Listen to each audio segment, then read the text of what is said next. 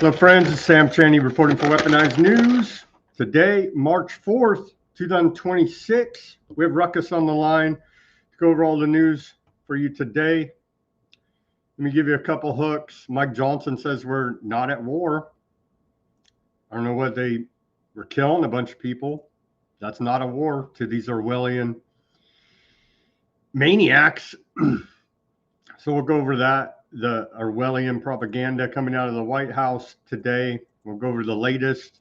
It's a major regional war here now. Everybody, we'll go over all the different countries involved. What else do we got? Well, a bunch of war news. A bunch of war news. A bunch of propaganda. There was elections yesterday, primary elections. We'll take a look at that. Sadly, my favorite Democrat in the House of Representatives, Jasmine Crockett, is lost. I know. I'm broken up about it too. My favorite line ever from her was when she said that Trump is Putin's hoe. We played that clip. I couldn't find the clip, but hilarious. Right? And so no more Jasmine Crockett there to deal with. We got a little bit of economic news, the impacts of this war. We have a little public health news. We have, is Skynet live? I don't know. They're talking about they used AI, and the Department of War is actively using AI in this war. Is Skynet live? We're getting close. If it ain't live yet, we are getting close to Skynet being fully autonomous here now. We'll take a look back at the prediction for World War III by Albert Pike. Remember that? Looks like things are lining up with his predictions. And a bunch of more fallout from the war, the latest movements. We'll take a look at all that. And of course, Epstein files. We're going to keep reporting on Epstein files. A bunch of people have been called to subpoena to the House Oversight Committee, called to testify to deposition by the House Oversight Committee. We'll give you those people and cover some more Epstein files as the DOJ is actively scrubbing the Epstein files right now. Thank you, DOJ. I don't know. The Dow's been under 550,000 since Bondi said that, I believe, in that hearing a few weeks ago, and still no Epstein arrest here in America. Shocking, I know. Okay, let's get to this day in history. Not that much, but we got a lot of news to get to for you with Ruckus here. So on this day of March 4th, going back to the year 1628, on this day, England's King Charles I grants a royal charter to Massachusetts Bay Colony. In 1665, on this day, Charles II, King of England, 1665, declares war on the Netherlands on this day.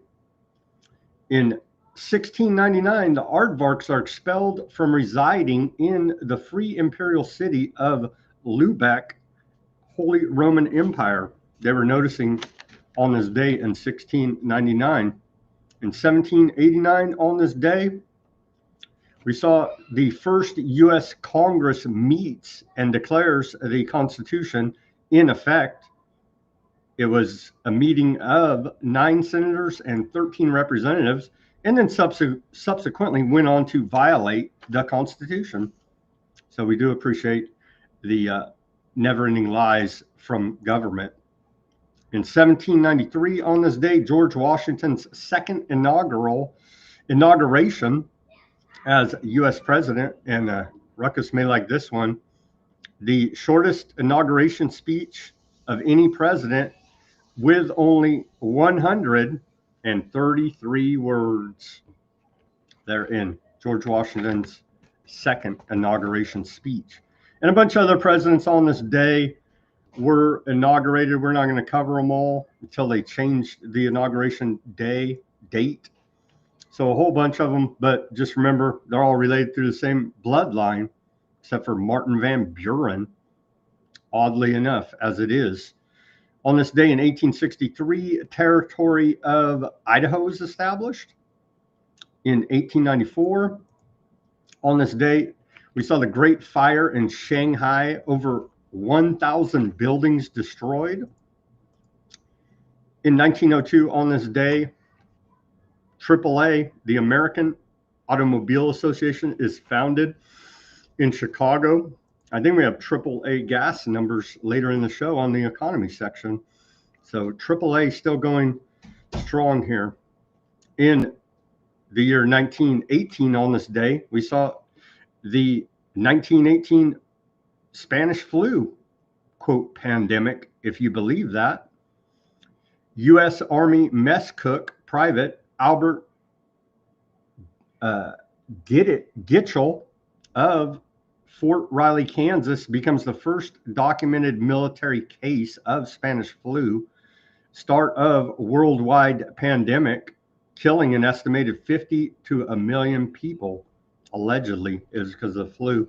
And then they put up this classic photo. And so, of course, wear a mask or go to jail. Here you go. Remember this from the 1918 alleged flu pandemic. Wear a mask or go to jail, indeed. 1933. Are you there, Ruckus? 1933. Franklin Delano Roosevelt is inaugurated as the 32nd U.S. president. Thought we would get our 3s and our 32s for the Freemasons, the Illuminati calms. You know what I'm saying? They're doing it big time here. Anyhow, continuing in 1944, on this day, we saw the first U.S. bombing of Berlin. 1945, the next year, Finland declares war on Nazi Germany on this day. 2012, on this day, we saw Vladimir Putin win Russian presidential election amid alleged voter fraud. You don't say. And of course, the most evil man in the world, YouTube. People don't get it. We have a lot of inside jokes here and read between the lines and sarcasm and cynicism on the show. So you have to understand that as the broadcast and commentary goes on for the new viewers to understand, because somebody was asking, why are you calling Putin the most evil man in the world? There's a long backstory with YouTube and all of it that we don't have time to explain today. Okay, but just know his invasion of Ukraine was unprovoked, if you can read between the lines there. Okay. And what's 3 years ago now, on this day in 2023, we saw historic high seas treaty agreed to by nations at the United Nations, aiming to place 30% of the seas into protected areas by 2030. First international ocean protection agreement for 40 years. So a big power grab there by the United Nations. Let's get a segue here for the news. I don't think, do we have anything particularly? Well, one on this day in our civil liberties history, we had in 1964, Frank Wilkinson assassination plot. FBI stands by, does nothing. Well, we've heard that story before, haven't we?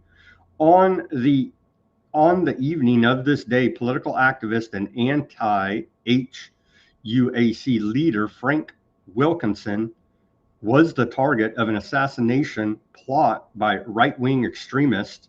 The FBI files on Wilkinson later revealed that the Bureau had information about the plot, but did nothing to warn him or to arrest the plotters.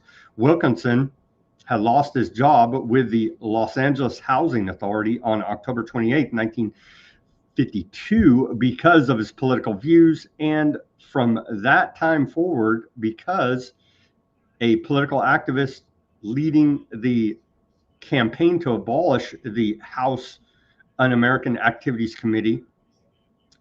And so they were looking to get him. The key issue causing Wilkinson to lose his job and the LAHA, at the LAHA, was his support for a public housing project there in Los Angeles. And so we do appreciate the FBI looking the other way on the assassination plot against him. Okay, let's and then quickly, well, the a couple hours before we went on here, about 3 hours ago, the Senate, U.S. Senate blocks effort to force Trump to end Iran strikes without congressional approval. And so Trump can continue the military campaign for now. And Congress did not limit his authority to carry out the strikes. And so we do appreciate the do nothing corrupt Congress go ahead and standing down, just like the FBI. And so stand down, and we would expect nothing less from these Epsteiners in the Congress. Thank you very much for that. And then here's our segue to the news here, where Christian Zionist Speaker of the House, Mike Johnson, says we're not at war right now. Kind of funny. Kind of funny. They're blowing the hell out of everything, but according to him, we're not at war right now. Here's the segue to the rest of the news for you. Iran has attacked 3 of our U.S. embassies in the last couple of days. Okay, those are sovereign territories of the U.S. They have declared war on us. I don't believe in the semantics. We've talked about the language this morning. We're not at war right now. We're 4 days in to a very specific, clear mission, an Operation Epic Fury, which has 2 components, as you know, that we have articulated over and over. The president has, the Commander of Joint Chiefs. Marcus, how you doing this Wednesday? Boy, howdy, Sam. I sure don't like it sometimes when they come out and tell you the stark, raving, honest lunatic as it is truth. Because that gentleman right there, what did you say his name was? What function does he serve in this broken system? He serves as a Christian Zionist. Of course he does. Well, I'm glad you brought that up because, again, he's correct. He's 100% correct. This is not a war. This is indeed actually rather a religious ritual of sorts. And it's a darn good thing that you gave that warning for the new listeners, because you know me, I'm always going to pop up with something like this to remind everybody exactly what type of ritual I'm speaking of. But yes, it's certainly not a war by traditional definitions. Nor keep talking, and I'll just play. I'll play some B-roll. You can keep talking about it. Here's the not war in Tehran. Here's the there you go. See this here's a lovely image of not war. This is those are chemtrails, everybody. We're finally really ready and willing to admit chemtrails. Hey Sam, I don't know if you noticed all these images and video reels coming out all over the TikToks and the X's and elsewhere, even on CNN and BBC and Fox News, if you can believe it. We see missiles striking buildings, tall buildings, yet lo and behold, they don't magically collapse upon themselves and then disappear like what happened on 9/11. Ruckus, that's because let me explain it away in the 1984 Orwellian fashion, as we've become accustomed to here now. That's because those are drones that don't have jet fuel in them, you see. The missing ingredient, everybody, jet fuel. If only they knew. Thank goodness those Iranians haven't caught on to the secret sauce, right? They have figured, it's being widely reported out there that they have figured out the trick of you can take a $20,000 drone and blow up a $2 million missile, and that's a good return on your investment, actually. So they have figured out that trick. How do I make money off of this? Well, I was looking at that actually. If you want to invest in pure evil, there's a bunch of military industrial complex companies that you can get in pretty good. The top tier ones are pretty high.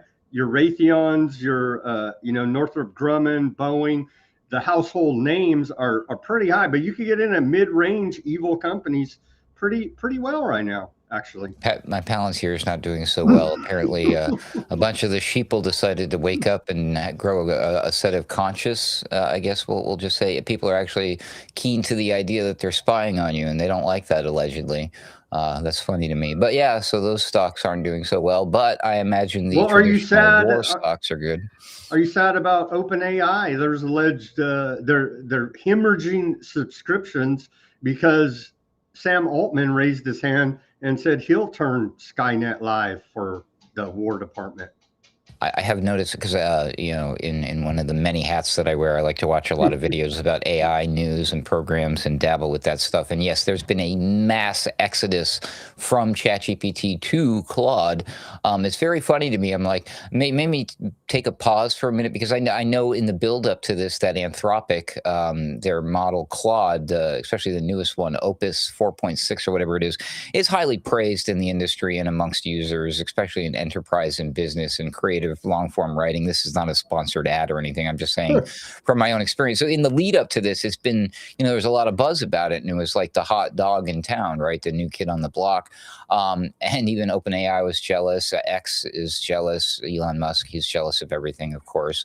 But the thing now with the military is very interesting that now, because of their stance, Anthropic's that is, against the military, against Pete Hegseth. Well, they won't sign off on mass surveillance using AI and autonomous weapon systems. Basically, no guardrails is the language they use on their systems for the Department of War. They said we're not letting you use our software, our LLM, that way for mass surveillance and autonomous weapon systems. But old Sam Altman raised his hand. He said, you can use OpenAI, ChatGPT, for whatever the hell you want. Just give me the money. Yep. And that's the point, is that what if it's a trick? What if they wanted, because now people are lovingly embracing a big tech, billionaire technocracy. Now it's just a different flavor, but that with all the news that was coming out, because there was some bad press about Claude. These were the models that we keep hearing all these scare tactic stories about, the doomsday headlines about how AI is going to threaten you or blackmail you. Most of that is related to Claude stuff. And then also there was this hullabaloo with the Claude bot thing, because that was loosely semi-related and there was some confusion there, and that freaked everybody out. So I think it's a great publicity stunt. It could be like just a marketing ploy, one of those viral marketing campaigns where now people are rushing in and dropping big bucks for the Claude, because that's the other big deal, is that Claude is, you got to pay for that one. You know what I mean? They got a free model, but not like the other ones got their free models. Claude is the big, this is for the serious people. And I see them edging people out. It's almost like the chat GPTs and the X, that's all going to be military applications. And then the Claudes are going to be for like enterprise applications for like running your businesses. That's going to be what's going to be used to replace you. And your companies are going to replace you with this, because they're going to use this for the AI agents.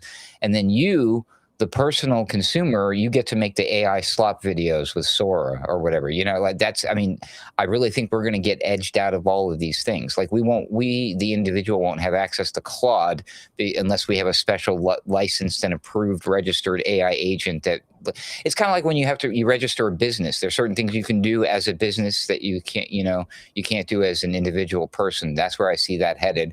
And I think X, of course, is always going to be embedded in military applications. Maybe ChatGPT will be left on the wayward. Maybe everybody will be pissed off, and they'll do like a swan dive and be like, well, you know what? We changed our mind. We're going to stand up for the little guy, and maybe all we get is the cheesy little chat bot. That's our exposure to AI. And then maybe Hollywood gets the good video and image generation stuff. And again, we just get the sloppy, crappy stuff, Exciting. There's a lot of disinformation, misinformation, AI videos about the war on the internet. Be aware. And X was putting out a warning, surprisingly enough, that if you're posting AI war videos and you're monetized on X, they will go ahead and suspend your monetization for 90 days, I believe. So that's going on. Okay, let's get back to the war news here. Senator Mullen doesn't know whether to classify bombing Iran a war or not. And so very confusing here about what an actual war is for Congress, the alleged lawmakers that run the country. Who knew? It's very confusing for them, though. You'll concede this is war. You'll concede this is war. We haven't declared war. They declared war on us, but we haven't. War, Secretary Hexel. We haven't declared. So now they are playing all these Orwellian word game. Oh, we haven't declared war. Well, you're bombing the hell out of them, killing a bunch of people. We got dead U.S. service members. We got a bunch of dead Iranians, a bunch of dead people all over the place. Well, we didn't declare war. Well, you think there's an emergency going on that they'd be running out there. And it took freaking we're on day 5 to even get a vote in the Senate on the war powers resolution, if it can even go forward. You know what I'm saying? Our Congress is a little joke here, Ruckus. It's embarrassing. They don't represent the interests of the American people.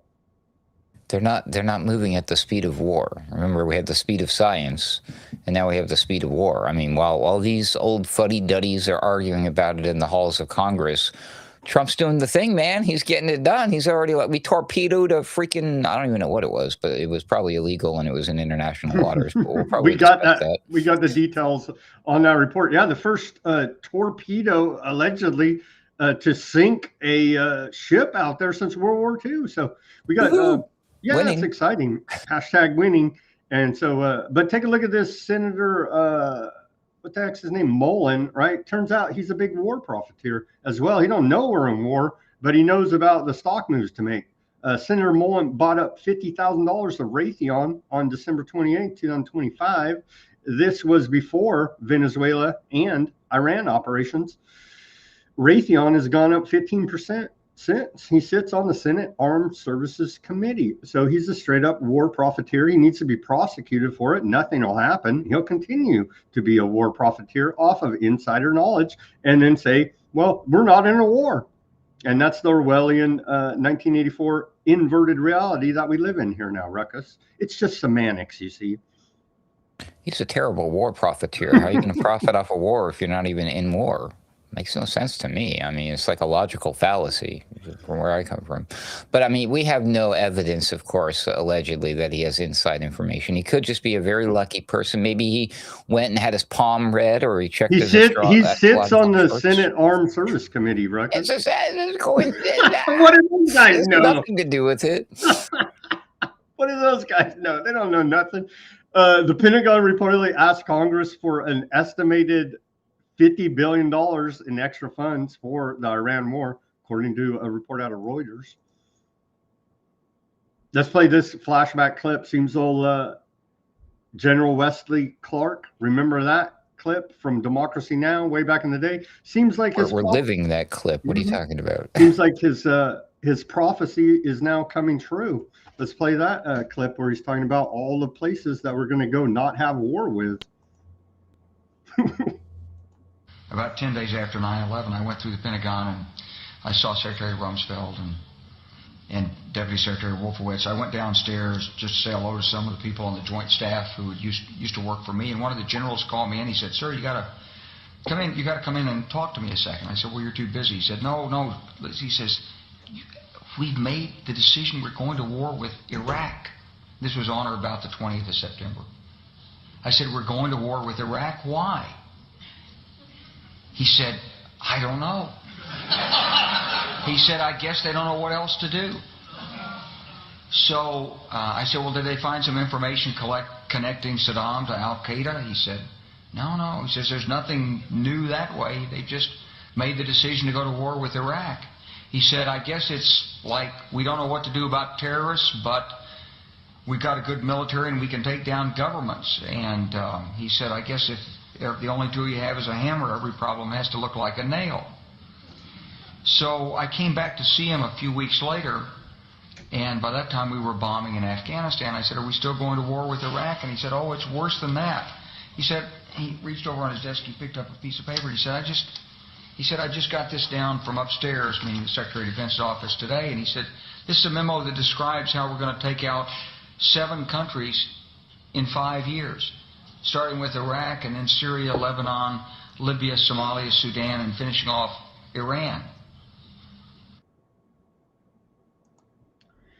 Took them longer than 5 years, Ruckus, but that's exactly the plan that's played out here now over the last 25 years since 9/11. It's a pretty wild phenomenon that creates when people like you or I see stuff like that. early on, and and then report on it or try to tell people about it, and they look at us like we're crazy and we're wearing our tinfoil hats, of course, yada yada, and then the thing happens, and then they look at us like, we've taken off the tinfoil hat, we put on something else, and we're staring inside of a crystal ball, making some sort of, how did you know, prophecy? No, they could maybe accuse us of insider information, I guess. We're not invested in these stocks, although we probably should have been. It's just because we're paying attention to what these people are saying. Like, believe them when they say these things, Also, like, I know you hinted that we're going to mention something involving Albert Pike, who made predictions and prophecies. Did he? Or are the people who are in control, who were associated with that dude the generations later, are the ones who are causing these things? How could it be a prophecy or a prediction if you're making it happen? How does that work? Right? I have those same questions. Here's Dr. Church. I believe he is a pastor, telling us about this alleged letter, right, to from Albert Pike to Manzini. And Albert Pike, of course, was the supreme commander of the Confederate Army in the U.S. Civil War, highest ranking Freemason at that time in America. Anyway, here's a brief readout, and then we'll come back. But a good segue there, Ruckus, too. Again, this is a Pastor Church reading it out here to us. He's now thinking about this Third World War, and it says that it will be caused by the differences between the political Zionists and the leaders of the Islamic world. The war must be conducted in such a way that Islam, the Muslim Arabic world, and political Zionism, the State of Israel, mutually destroy each other. That's what it says. Meanwhile, the other nations, once more divided on this issue, will be constrained to fight to the point of complete physical, moral, spiritual, and economic exhaustion. We shall unleash the nihilists and the atheists, and we shall provoke a formidable social cataclysm in which, in all its horror, will show clearly to the nations the effect of absolute atheism, origin and savagery, and of the most bloody turmoil. So he's against Christianity and he's against atheism. They're supposed to fight each other to the death, you see. Then, he says, everywhere the citizens obliged to defend themselves against the world minority of revolutionaries will exterminate those destroyers of civilization and the multitude, disillusioned with Christianity, whose deistic spirits will, from that moment, be without compass or direction, anxious for an ideal, but without knowledge where to render its adoration, will receive the true light through the universal manifestation of the pure doctrine of Lucifer. That's what he says. Brought finally out in the public view. So he's saying that Lucifer will finally make himself, the good guy. He's going to save the world from these atheists who don't believe in deity and from these Christians who believe in the good God. Well, so it says, this manifestation will result in the general reactionary movement which will follow the destruction of Christianity and atheism, both conquered and exterminated at the same time. Well, I don't know if it's true, but I can... It's exciting, huh, Ruckus? It is. I really, I need to brush up on the context of that. I know it's hotly contested whether or not that's a legit letter or writing from Albert Pike, but in the context, and I have to double check the timeline, it was in between. It was either in between the First and the Second World War, or he predicted all three in succession. But the way he described the first two were very interesting and or dead on in context so that you're like, it just. There's some parts missing to that reading right there. That's what I can say for sure. But very, very interesting, and that's always brought up, this idea that basically, because furthermore, I'm pretty sure that the insinuation is that these secret societies were involved in the get-go in the creation, the establishment of this religion. This is where it gets tricky, and I don't want to offend anybody, but yeah, I'm not telling you what to believe, but this is what they believe. You can check out Bill Cooper's Mystery Babylon series for a deeper dive into this stuff. But their words, not mine. They believe things like they whoever they are created the Islamic faith just for this exclusive purpose, basically, if that makes any sense, because these people have like this long game plan and conflicts and division, and it's all mystical and spiritual and timelines and astrologies and symbols and bizarre stuff. So again, take all of that with a grain of salt, Mystery Babylon, mystery Babylon, Ruckus, and some would call it conspiracy. I call it an agenda.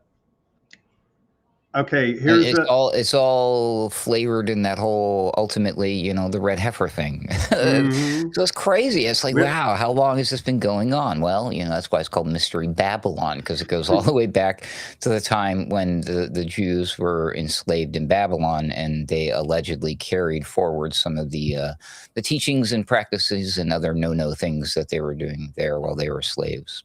Just, again, don't shoot the messenger. There you go. We have Bob in the comments. He's a big Scientologist. He says, I believe in L. Ron Hubbard. Good job there, Bob. Wow, the proper. So, hey, here's propaganda from Department of War. They repost USA Today proudly here. Pentagon Chief Pete Hegseth on Iran. We are just getting started. Well, let me take away that our little graphic so you can see that there. That's reposted by the Department of War. One of their surrogates has reposted that. So very excited for the war that's not even happening. We're not even in a war. It's just barely getting started, though. And only 6 dead so far. Iran media is saying, or Iran, and we can't trust our government. We can't trust Iran government. We can't trust our media. We can't trust their media. The officially CENTCOM says there's 6 dead U.S. soldiers as of yesterday. I believe it's more than that. Iran saying it's like 500. It's probably somewhere in between, but this is very concerning here now, Ruckus. We don't know the official dead number. The official dead number 6, according to CENTCOM. I believe it's higher. This is concerning development that came out today. A government contractor, Joint Technology Solution, is hiring part-time personnel effects specialist at Dover Air Force Base to handle the belongings of U.S. military and civilian personnel killed or severely injured overseas. The role includes receiving, inventorying, cleaning, photographing, storing, and shipping personal items to family or next of kin, and requires the ability to work in emotionally difficult situations. There's the job listing right there. And they're certainly not paying enough. $15.66 an hour. They need to triple that, quadruple it, because you are going to be dealing with emotional difficult situations here now going forward, Ruckus. I should pay per body. What do you think? It's dark. Pay per click. It's dark. Here's all that for just like currently the official death count is 6, but we need to hire people.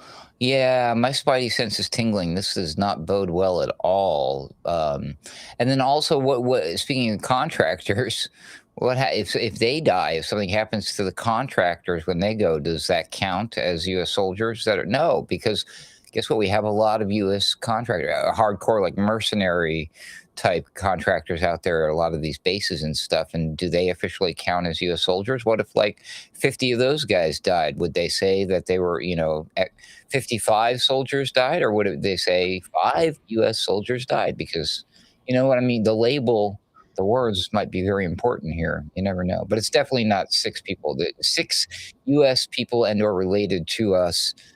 That's literally impossible at this stage. There's no way. I don't know. We're not even in a war, so it's hard to tell. Oh, actually, I was going to say, unless, of course, we're not at war, then that makes perfect sense. Here's U.S. Senator Ed Markey.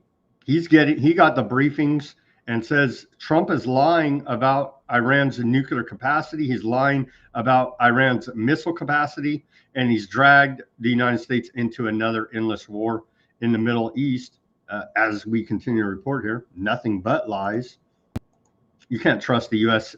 On diplomacy whatsoever, as they've proven. We'll cover that more later. Here's Ed Markey, senator. He would know. I just left a classified briefing on Iran, and it only confirmed what we already knew. Donald Trump is waging an illegal war, and he has no plan to end it. Today, he said we attacked Iran because he had a feeling, but we know the truth.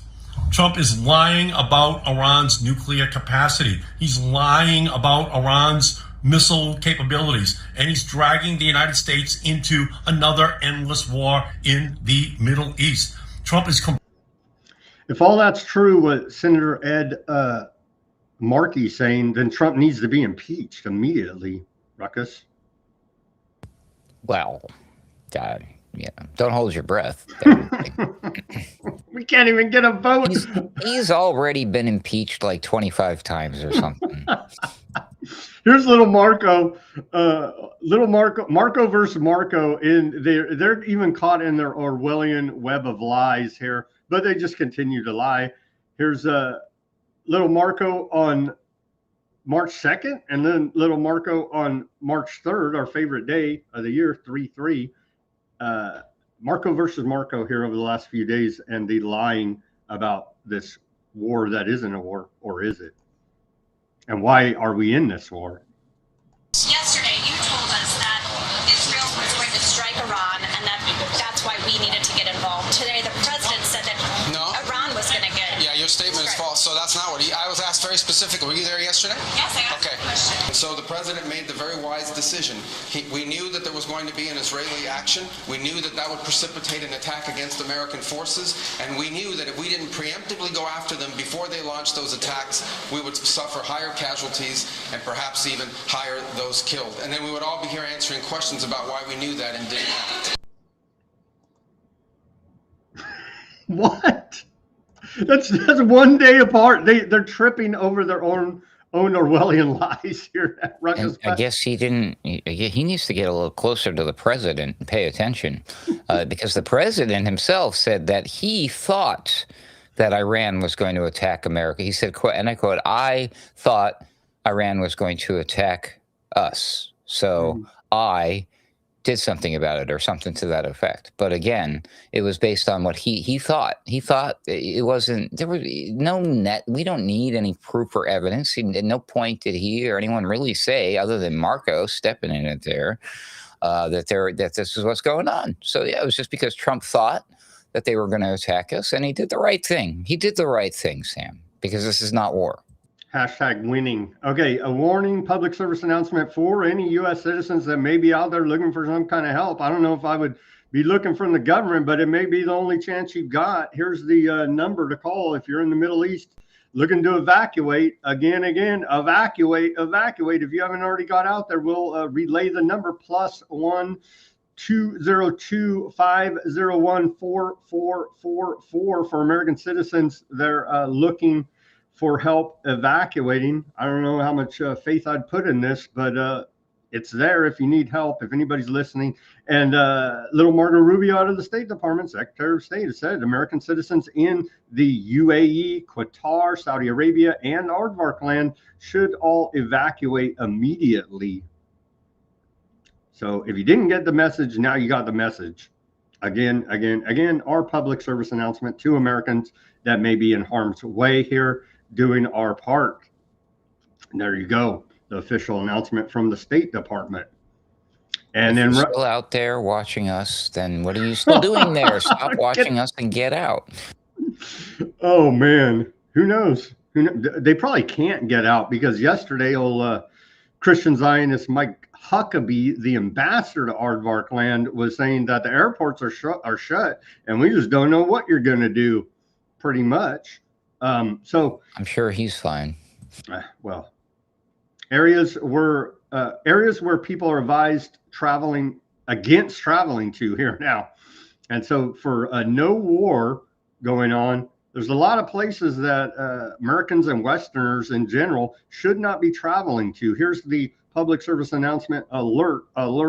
If you didn't already know, I don't know how you couldn't already know, but there's dinghy people I'm going to go hiking to Afghanistan or something. I forget, these remote locations, and they wound up getting kidnapped, raped, and killed. I mean, you see these stories every couple months come up, and so it's like, but they're probably not watching weaponized news because they're doing whatever out there. Anyhow, here are the countries where the travel advisory's been issued. Do not go to these countries: Afghanistan, Belarus, Burkina Faso, Haiti, Iran, Iraq, Aardvark land, Malay, we can't even go to our greatest ally. It's I'm just heartbroken.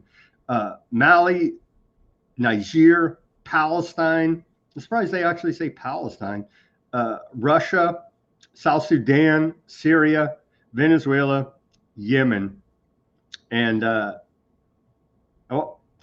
then also be wary of going to Angola, Bangladesh, Bahrain, Bolivia, Brazil, Cambodia, Colombia, Cuba, Ecuador, Guyana, Guatemala, Kosovo, Kuwait, Laos, Malaysia, Mexico, North Korea, Papua New Guinea, Peru, Qatar, Rwanda, Tanzania, and Thailand. So a lot of places that we should be aware that they're pissed off at Americans right now for us not being in a war there, Ruckus. I'm pissed off that so Burkina Faso is on the list. That sucks, man. I had a vacation that I was planning. Sorry, man. Dang it. Sorry about that. Sorry about that. Be aware. Hey, they're all pissed off at America, and honestly, I don't blame them.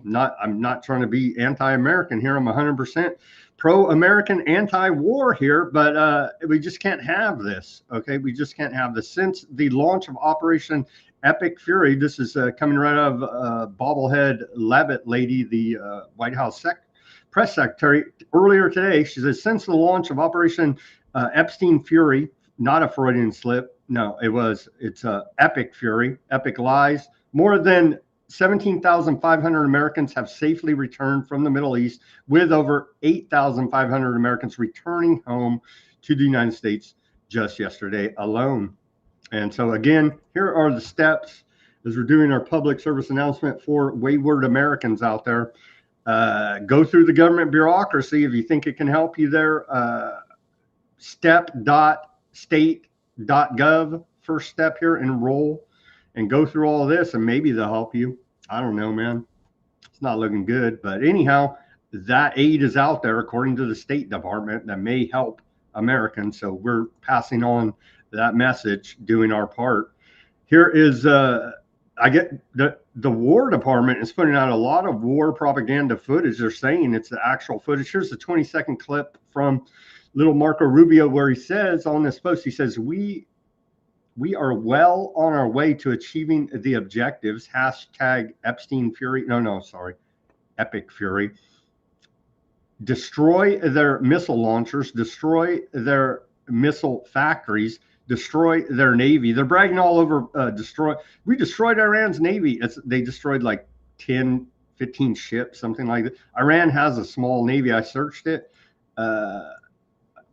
Moving on, well, I'll get to the reporting about the size of Iran Navy. It's very small. I believe like I estimated 200 ships total, and like half of them are not even in operation, something like this. So it's not a real big brag to say you blew up Iran's Navy when they functionally didn't even have a Navy in the first place. Anyhow, here's propaganda clip from little Marco, 20-second short one. Allegedly, again, I don't know. For all we know, this could be straight up AI, and who knows if any of this is even real. But this is right from little Marco Rubio, our Secretary of State at the State Department. So assuming they're not lying, which is a big assumption at this point, Ruckus. How can anybody related to the Department of War be posting or talking about this stuff here when it's not a war? That's our Secretary of State. That's our Secretary of State, Marco Rubio. Okay, it's safe for him then. If it was Pete Hegseth, I'd be upset because we're not at war, so it's none of their business. So War Department, stay out of it. Secretary of State, sure, diddle around in this. I know you're bored. You don't have much going on. You don't not have a full plate these days, little dude. So here it is from the White House. U.S. forces have struck or sunk to the bottom of the ocean more than 20 ships from the Iranian regime. And so there you go. In their half 10% then, right? something like this. I searched it and got the estimated numbers here. Iranian regime armed with long-range missiles and nuclear weapons would be a dire threat to America. More propaganda from the White House here.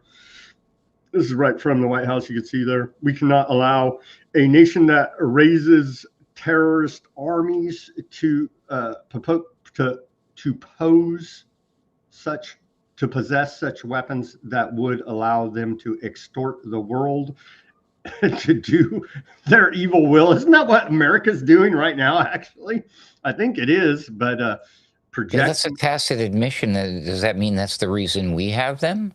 Is to do those things? And as reported yesterday, Russia saying, as Gaddafi learned, and many are learning, that if you have nuclear weapons, the odds of America directly attacking you go way down. But if you don't have nuclear weapons, the odds of America attacking you go way up, essentially, here now. Yeah, they're not defensive things. They are the big stick designed and invented simply for the purpose of being the big stick to be used by the big bully to beat on the little guys. It's crazy to me. But bragging about they're exactly. At least they're open and admitting it, and they're not trying to hide it like a bunch of scumbag cockroaches. So good on them. Did you know Iran tried to kill President Trump? I didn't know, but the propaganda. I did know that. I reported that on I've reported on that in the past. Yes, sir. Okay, well. I didn't know. They see that during the Biden administration, even that there were like attempts on Trump's life before, when he was just running for president. So yeah, that's been going on for a minute. I didn't know until Secretary of War Hegseth told me today. Here's a short clip, and this is right from the White House. It's like, this is an amazing level of propaganda here. Sec of War, Iran tried to kill President Trump, and President Trump got the last laugh. Like, this is right from the White House. It's hard to even believe this is where we are. Also, yesterday, the leader of the unit who attempted to assassinate President Trump has been hunted down and killed. Iran tried to kill President Trump, and President Trump got the last laugh. What the hell? I'm not sure exactly what he's referring to, if it's the same reporting from a while ago, but it's a narrative that's been going for a minute. Well, I think it's he said the guy in the unit that was going to assassinate Trump. So it's wild, man. And they did that meme on the videos from the White House. It's just wild to me. I guess nothing should surprise us. Surprised he didn't say F around and find out, right? Yeah, I know. I hear you. Here's some propaganda from the White House. The objectives are clear. Short video here. Are the objectives clear? They keep moving the goalpost. The hardest hits are yet to come from the U.S. military. The next phase will be even more punishing on Iran than it is right now. We have objectives. We're going to annihilate their navy. We're going to ensure that the region's terrorist proxies can no longer destabilize the region or the world.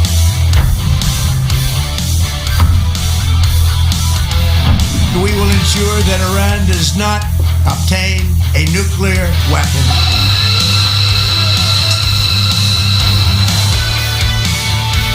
We will do this as long as it takes to achieve those objectives, and we will achieve those objectives. The world will be a safer place when we're done with this operation. What the hell, Ruckus? That's propaganda right from the White House. It's like, what?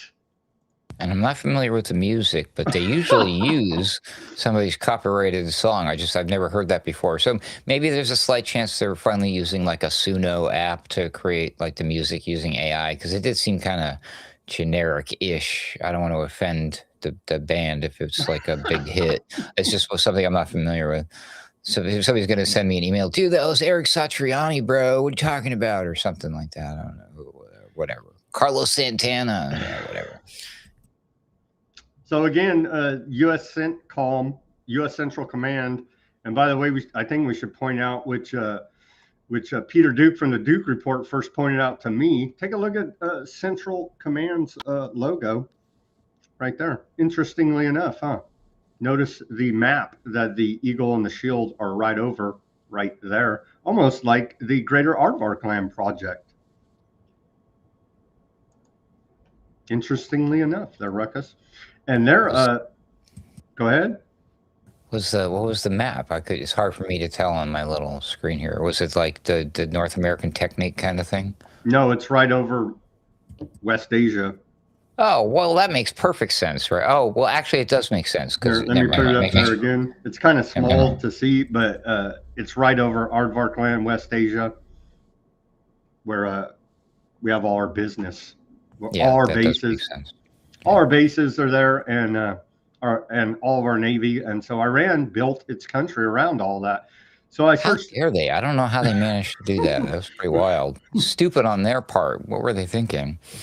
So I did search up. I was like, well, they're bragging all over about blowing up Iran's Navy. I was like, Iran has a Navy? So I searched it up here, and according to Gronk AI system here, their little chatbot system, they say Iran's Navy has about, I misspoke earlier. I said 200. They're estimating here between 90 and 100 ships. and the CENTCOM saying they sunk 20 here now. So wow, that'd be a hell of a thing to wipe out their navy of 90 to 100 ships. Continuing here, CENTCOM, what are they saying here? Dan Kane, I guess, what's the name? Raising Kane, Trump likes to call him, the head of CENTCOM. He says that as of this morning, CENTCOM is making steady progress. Iran's theater ballistic missiles shots fired are down 86% from the first day of fighting, with 23% decrease just in the last 24 hours. Their one-way drone shots are down 73% from the opening days. I don't know if that means anything, but that's what some stats he was throwing out there at the press conference earlier today. And then here's the map of the first 100 hours, according to U.S. CENTCOM Joint Chiefs, unclassified. You could see they released this. And so, yeah, for not being in a war, they sure bombed the hell out of Iran, Ruckus. You could see all the strike areas right there and the timeline since Operation Epstein Fury began.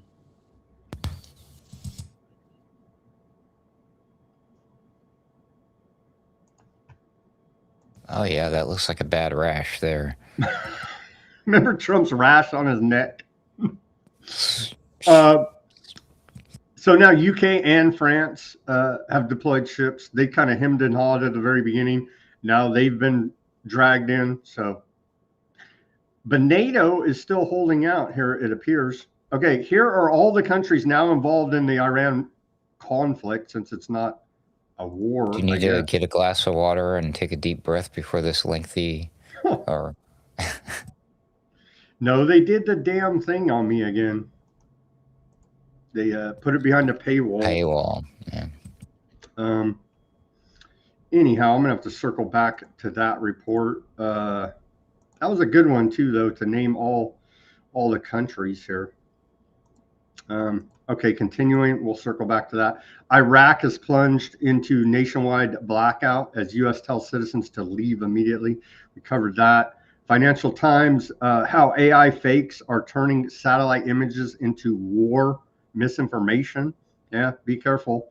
Be careful what you share out there. A lot of dis and misinformation. People were literally sharing clips from video games, and people thought it was real. But to their credit, some of these video games look pretty damn real. This came out yesterday, Ruckus. What do you make of this? Trump is how can he even do this? I guess he can do a lot in war times. Have we even declared an official emergency? I don't think we have. It's not war, Sam, remember?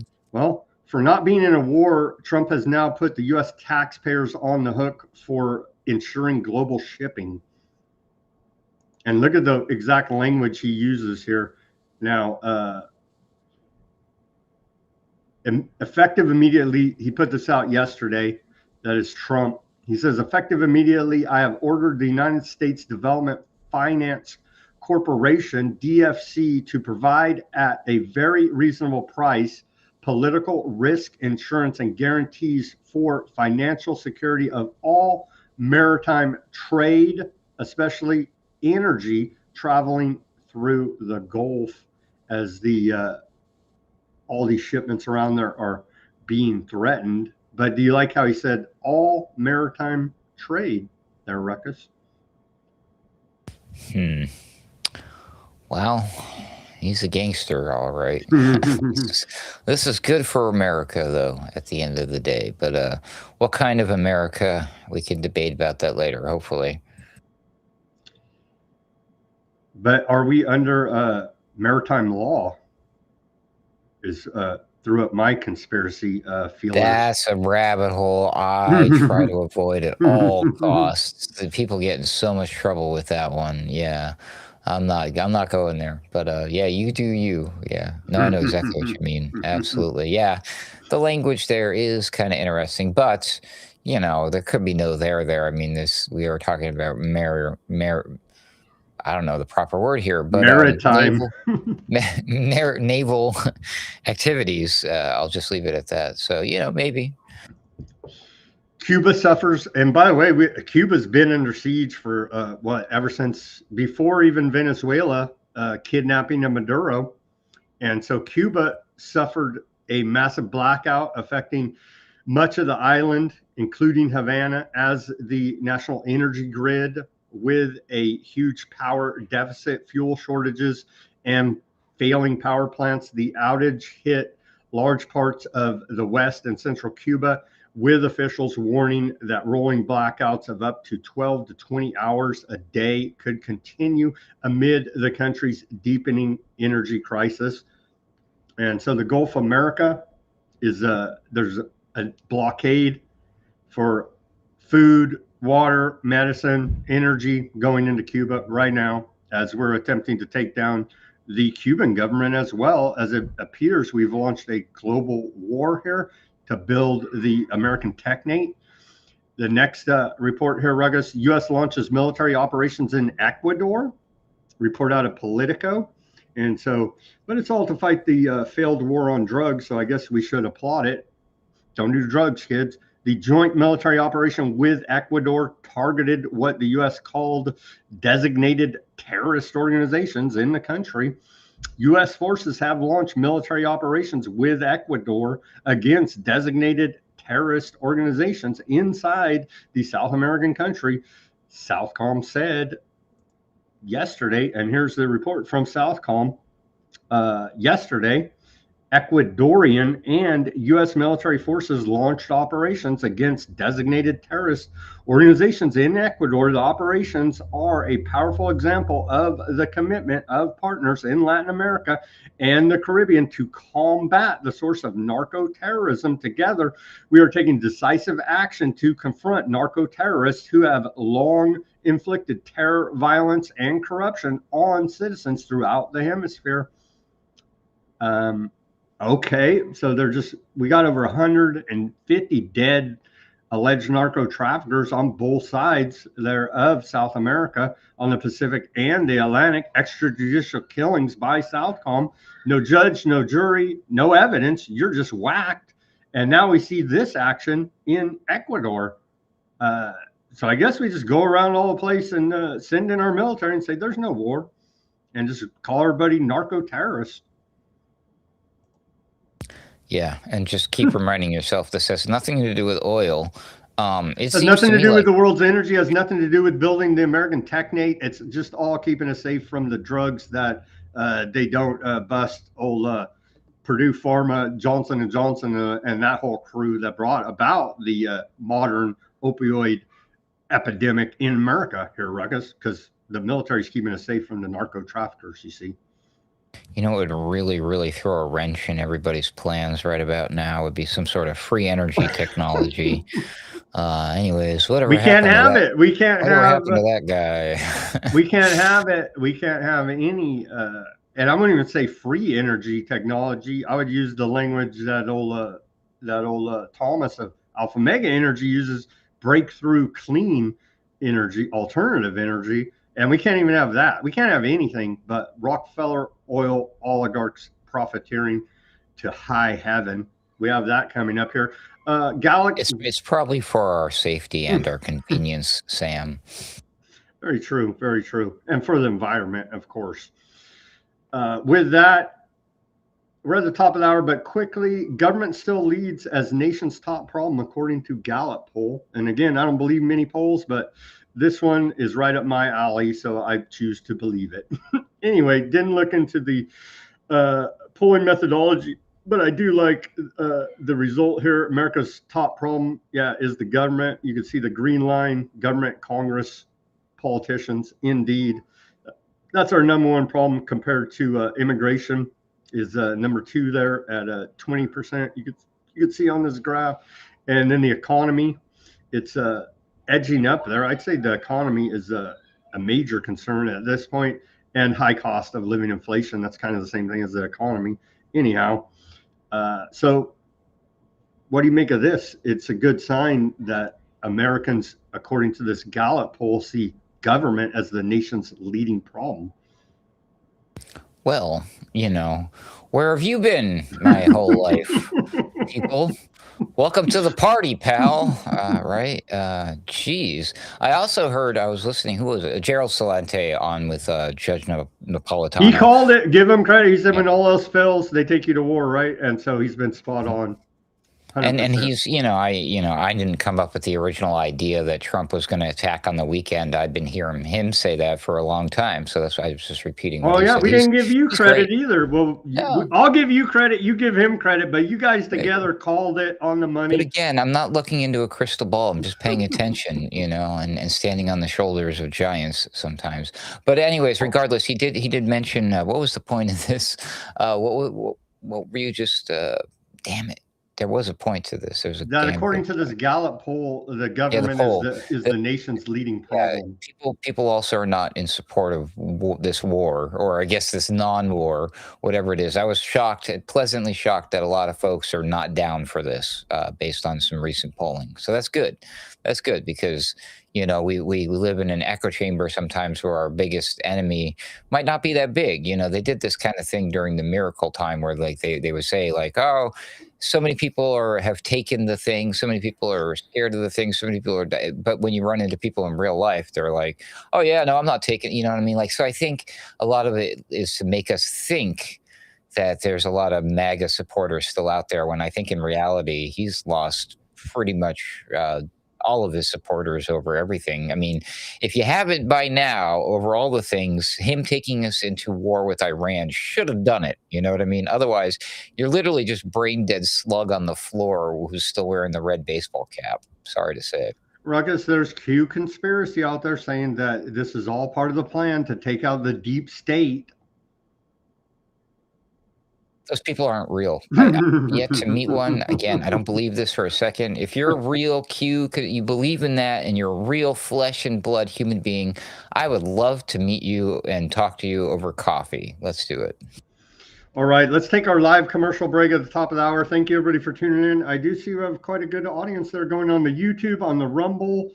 Shout out to the chat. Sorry, we're not getting to the chat much because we still have so much news to cover. We'll try to circle back at the end and address the chat. Thank you guys again for tuning in, keeping that chat going. Much appreciated.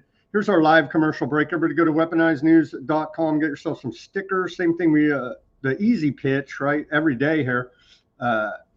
Holograph sticker, white background sticker, clear sticker, help support independent reporting and analysis, brought to you 5 days a week. Broadcasting live, 5 p.m. Pacific, 8 Eastern, on all of your platforms.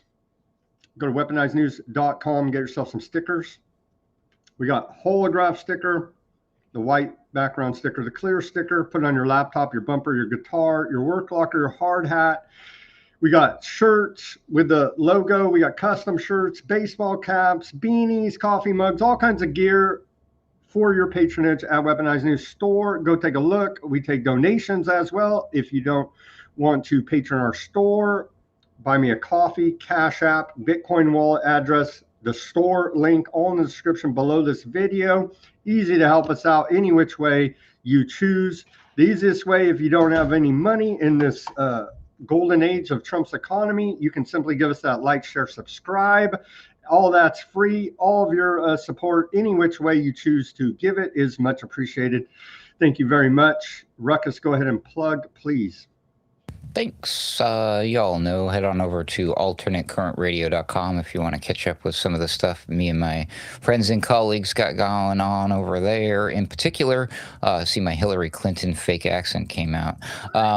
Boiler Room, Sunday Wire, and of course, we've got our friends Mystical American Patriot Society and the Odd Man Out podcast. There is the newest, most recent Boiler Room and Sunday Wire.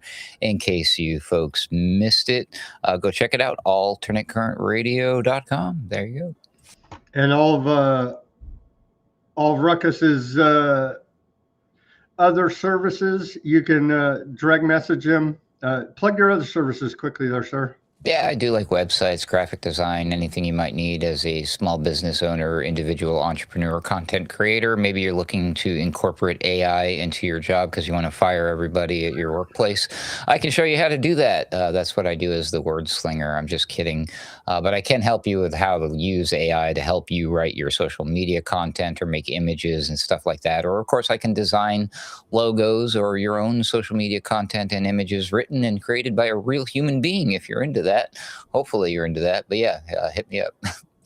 Right there. Give us a follow on X. You can direct message me at Weaponized News, direct message Ruckus at AC_wordslinger right there at the bottom of the screen. You can see. Thank you very much for your messages, Ruckus. Okay, thank you everybody for sticking with us. We're back to the second half of Weaponized News on this Wednesday, March 4th. 2026 edition.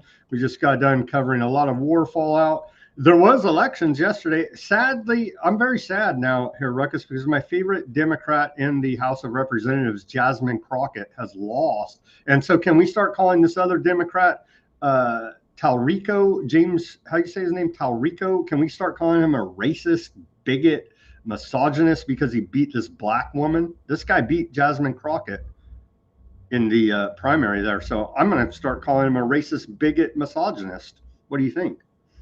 And the reason, by the way, the reason why Jasmine Crockett was my favorite is because she had that line where she said that Trump is Putin's hoe. And I believe that is like the most profound political statement we've had in this country in the last 25 years. And so we will miss Jasmine Crockett there in the House of Representatives. Sure. I wasn't like following her every day as much as you were, Sam. But yeah, sad to see her go, I suppose. If the elections even mattered, I don't know. Do they? The eye patch man from your state there, Texas, lost. What the heck's his stupid name? I can't even remember his stupid name now. It's only been my state for like 2 years or so don't blame me. What the hell's the guy's name? The eye patch man. Crenshaw. Crenshaw. He the guy's ridiculous. I'm sorry. The governor here is pretty silly too, but anyway. So Crenshaw lost last night, his primary. So we're going to see, he's been dubbed McCain 2.0. And so I get Ted Cruz as well, by the way. That's fun. Well, we got later. It's looking like Gavin Newsom's come out against Israel. So it's looking like everything's lining up for Newsom to slide right into the presidency. We'll cover that a little bit later. So I think those were the big fallouts. Any other big fallouts there on the primaries that happened in a few states? What was it? It was in we had primaries yesterday in Arkansas, New Jersey, North Carolina, and Texas. Any other big? I didn't hear anybody in general. Is it Dems taking spots, or how's the politics of it? The party? No, in Texas. It was both Republicans and Democrats. Big list. Okay. Look, here's from the AP. A lot of people.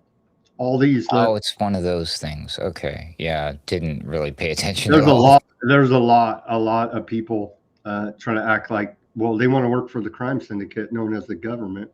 And so there you go. For me, the big takeaways were course, Jasmine Crockett lost, and old eye patch man Crenshaw lost, and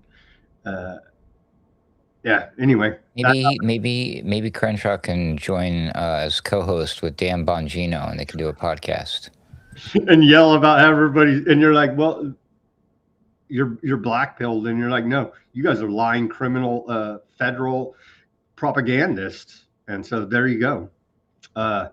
Bissett, I think we're on to the economy here now. Bissett, Treasury Secretary, says global 15% tariffs start this week, predicts Trump's duties will return to old levels later in the year. And so I guess we're keep playing this tariff game. They haven't taxed us enough. And back to what you were talking about here earlier, Ruckus, about the whole energy thing going on. Well, it turns out we stole Venezuela's oil, right? And they had the largest reserves in the world. So now we do. U.S. now produces more oil than Saudi Arabia and Russia combined, according to the White House. Here's a little graph. And so I guess we just added all of Venezuela's oil to Trump's stack there. And so there you have it, world oil production, according to the White House. And we're running around stealing a bunch of oil from these oil tankers as well. So looking good. It's extremely fortuitous that we started doing these things before the Strait of the Hormuz debacle, yeah? That's very convenient, very forward thinking of Trump. He's a genius, Sam. I don't know why you don't see it. Yeah, almost like they had this whole thing planned for a very long time, and all of the diplomacy was just kabuki theater as per usual here now. We would never suggest such a thing, but I mean, it sure looks as hell that way, doesn't it? U.S. banks on high alert for cybersecurity attacks as Iran war escalates, according to a report out of Reuters here now. So everybody's on the lookout for something here. Record number of workers are raiding their 401k savings accounts, according to the Wall Street Journal. And then the price of gas here, aforementioned, and their anniversary of the founding on this day, the AAA. And so you could go and take a look at this. You can see here in California, yeah, fun times.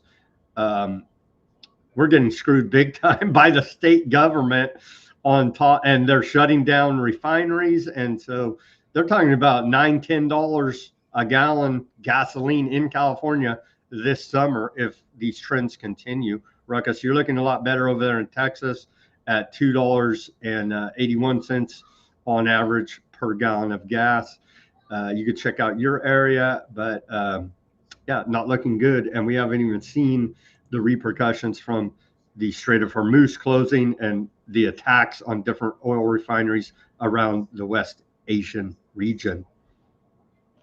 They should have reversed that chart to do from the blue to the red the other way, and then it probably would have matched like the Dem versus Republican colors too, you know, those states, because seems to be a little bit of a correlation going on here, doesn't there? I don't know. Apparently, Democrat voters like paying high gas prices. Who knew? But if you look at the whole West Coast, allegedly run by Democrat liberals, right? They love, and so you look right here. I guess Arizona is kind of like purple-ish, but the big three, of course, Washington, Oregon, California, all love very high gas prices.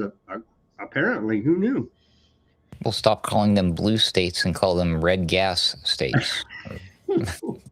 The tiny court at the center of a massive scramble to get tariff money back.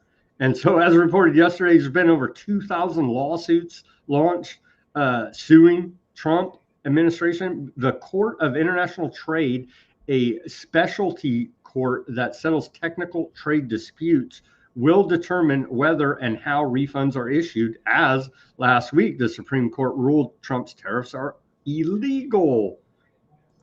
But turns out they just keep on lying, and they say at the White House, and they actually say it was a good thing. I think, did I have that clip yesterday or was it today? Trump saying it's actually a good thing. You just don't understand. And so him losing that ruling from the Supreme Court on his illegal tariffs was actually a win. We just don't understand. That's back to the stupid politics where they say, well, it's like you guys lost. Well, you don't understand. It was actually a win. Okay. Oh, I guess we're man. not understanding who's winning and who's losing, I guess, because, there's always winners and losers. As you get one and the other at the same time. See? Skynet technocracy met at the White House today about the data centers costing their communities large amounts of money and the cost being passed off to the consumer. But they signed a pledge today to not be doing all these bad things. And here it is from technocracy: Google, Oracle, X, Meta, Microsoft, OpenAI, and Amazon ratepayer protection pledge was signed at the White House today. They say data centers are the foundation of the internet and next generation technologies supporting the U.S. economy and national security. Although electricity demand is increasing, Americans would be footing the bill. President Trump is leveraging the data center boom to benefit American households, businesses, and the energy grid at large. Never mind the fact that they're displacing your white collar jobs as we speak. Forget about all that. They've signed a pledge today, Ruckus, and if we can't trust Skynet technocracy and the White House, I don't know who we can trust. Well, they did have those fancy, traditional, trustworthy-looking gold-plated emblems there, those logos. That's very nice. I know for a damn fact that is not an easy thing to do. Companies and these big brands have very, very strict rules about maintaining specific colors in their logos. I'm shocked to see that they were allowed to do this, or at whose behest. Did they even know? Did they give permission? Are they secretly upset about this? I don't know. But thank goodness that they promised us that they won't do bad things to us, and I believe them, Sam. Don't you? Skynet's live, and so, yeah, I believe them. I believe them. We salute you, Skynet. So it turns out on the public health here now, public health news, excuse me, I gotta get a drink of water. Sam needs more public health news. He should be wearing 6 masks so this wouldn't happen, I know, excuse me. Public health news, we can't play it because they got deep into the miracles and children miracles. Turns out Aaron Siri, the lawyer for ICANN, Del Bigtree's outfit, they've been fighting this for a long time. Anyway, he went on the Rogan show, and that's good news. We're not going to play you the clips because we're trying to play nice on YouTube here now and follow the community guidelines. Anyhow, it is big news actually that the Rogan audience, the biggest podcast in the world, allegedly, got to hear from Aaron Siri and break it all down about childhood miracles here, Ruckus. So we have some clips, but I'm not going to play them due to censorship reasons. But I wanted to report, I believe it's good news. Aaron Siri on Joe Rogan, they got to hear all about it, his audience. Rogan's been getting some good people and some good exposure to some things that a lot of people have been hoping for a long time. So, yeah, I'll count that as a win for now. I'm counting it as a win. You know what else would be a win? I'll reserve my judgment until I watch it, if indeed I do. I'm not sure.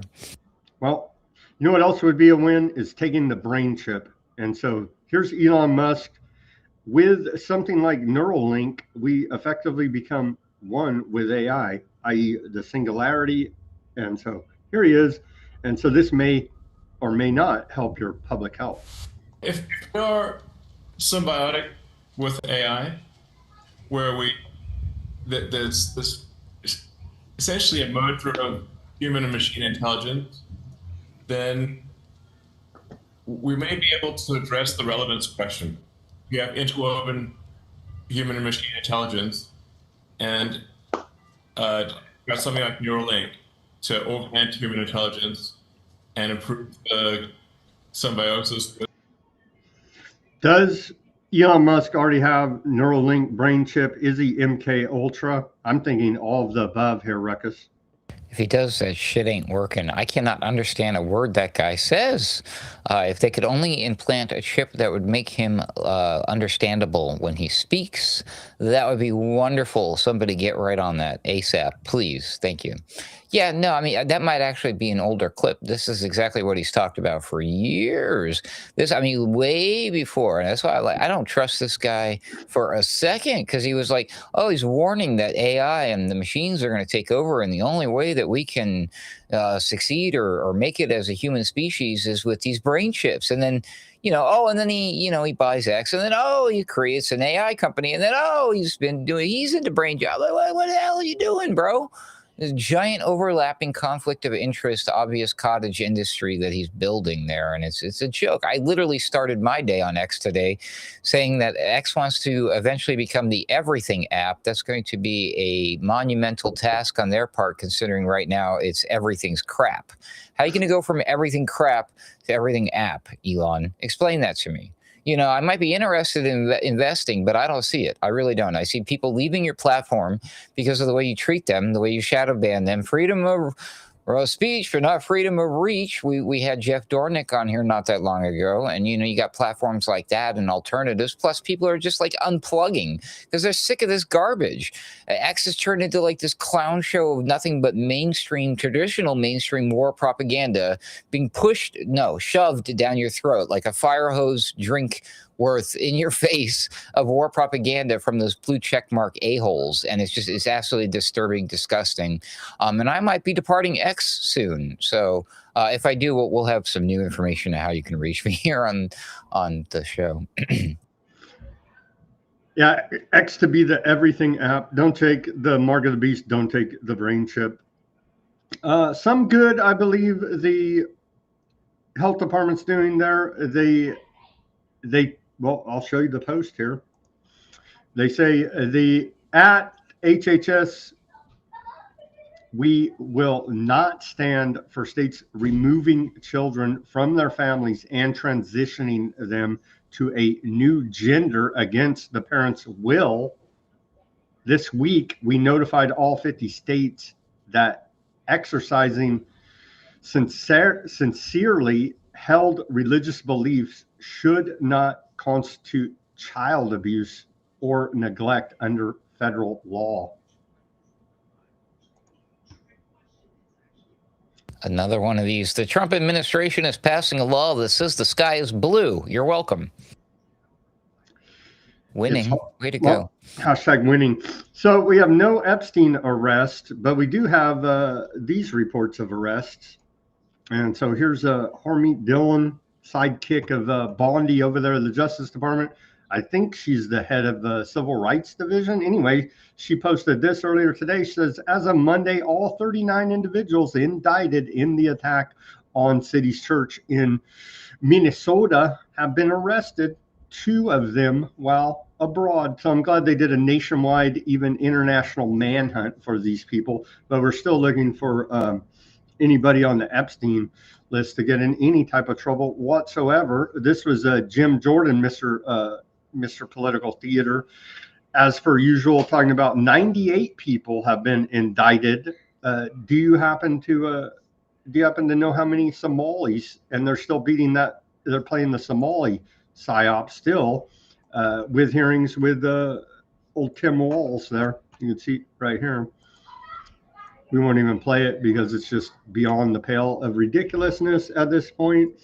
With old Jim Jordan, they get a lot of nice sound clips out of their hearings, but literally nothing ever happens. Just crime after crime, corruption after corruption, fraud after fraud exposed, and nothing ever happens. And so another one of these incidences, and throwing out there. They decide to leave their positions and just retire somewhere. And then it's a terrible fate. Everybody, it's horrible. Like, I have to retire and go live a comfortable life. Poor me. And for all the MAGA, Trump, he's draining the swamp. We're getting all the bad guys. Turns out not so much. Report out of the failing New York Times here now. Justice Department under pressure from Trump fails to build a case. Auto pin Biden case. And so they will not be going after the former Biden administration for using the auto pin here now, according to this report. So another giant failure because they're full of you know what. Promises made, promises kept. No, they haven't kept any of the promises, Ruckus. Oh, trust in, don't be a panicking, don't listen to the panic. Trust in President Trump, Sam. This is not a war. It's not a war, even though I think the gaslighting is probably, historically speaking, the gaslighting from this administration is going to go down in history. Just saying. Treasury Secretary Bissett today talking about back to Skynet and AI use for the Department of War. He said, no private company will ever dictate the terms of our national security. Anthropic's attempts to push use clauses into their contract with the U.S. government are unacceptable, and their product will no longer be utilized by the Treasury Department or any other government agency for that matter. Good, those bastards. No, those bastards didn't want to do mass surveillance and autonomous weapon systems, those bastards. Don't you love America? What's wrong with you? What do you think of this one, Ruckus? We reported on it before, but turns out here now introducing NASA force, and some more lies out of NASA. We've been reporting we're not going back to the moon, even though they bragged it up for a couple months. We're going back to the moon. Trust Trump. Well, it turns out not so much. But they've launched this, and we've covered this before, techforce.gov, but now introducing NASA force. And so we're looking forward to this website to sell us the lies of going to the moon. It's exciting. And so here's Tech for American People, techforce.gov. And we're looking forward to, I guess it will be called nasaforce.gov. I don't know, but we're looking forward to that propaganda website coming out soon from the government, Ruckus. Yeah, I'll keep an AI out for that one. No Epstein arrest, no Russiagate arrest, no laws to protect elections,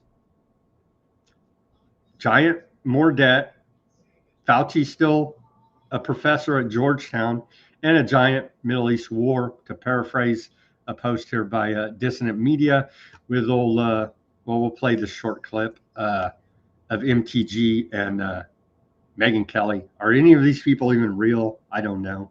But seriously, at this point, I have questions. Are they even real people? Is any of this real? Are they AI? Is this a simulation? Because we're far beyond dystopia. Here you go. A year in, and we're in another fucking war, and we've got American troops being killed. I think it's time for America to rip the Band-Aid off, and we need to have a serious conversation about what the fuck is happening to this country and who in the hell are these decisions. Pardon her language. Pardon her language there. Well, can you blame her? I mean, seriously. At least she's free to act like that now. Now we know how she really feels. That's good. Good for her. But yeah, and I don't blame her. A lot of people are feeling this way. You know, we're scratching our heads. What happened? What happened to this guy? What happened to the MAGA then, where Epstein's clients are going to prison? Abolish the IRS. Every gun law is an infringement. No new wars. And now it's, you didn't care about Epstein when Biden was president. Taxing imports will fix the economy. Red flag laws will stop mass shootings. We should do regime change in Venezuela and Iran. You know, that's the reality we live in. And MAGA is the only ones who can't see it, if there are truly any MAGA left. Congress, the lawmakers, the alleged lawmakers, I don't know, did they even do anything except figure out scams, insider trading, how to steal from us more, take us to war, make more unnecessary laws, sexually harass and abuse their staff there on Capitol Hill? Anyhow. Occasionally film homosexual pornography on the floor. My God. Anyhow, today it's being reported Tim Burchett, Lauren Boebert, and Nancy Mace, they're all backing this bill to go ahead and release the the names and numbers on this congressional slush fund for sexual harassment and abuse by Congress, and that's been shot down. And so we're not going to get the names and numbers of the secret congressional slush fund to deal with all of their sexual wrongdoings that came out during the Me Too movement. For those that can remember, it came back up during the Epsteins, and people are remembering, oh yeah, Congress is a bunch of pervert, sick freaks too. What have they been doing? Well, it turns out you're not going to get to know because they're a bunch of sick freaks in Congress. The list of things we're not getting is getting rather lengthy. Is it shorter or easier to just, can you just tell us what we are getting, Sam? Good segue there, Ruckus. What we are getting is subpoenas from James Comer here now in regards to the Epstein investigation. He says he's calling, he's calling some big names here. I don't know what much we'll get out of it, but the big names are. Please, Pam Bondi. Please, Pam Bondi. That's coming. He's not calling her, but somebody else is. But first, James Comer is calling Bill Gates. That's a pretty big name.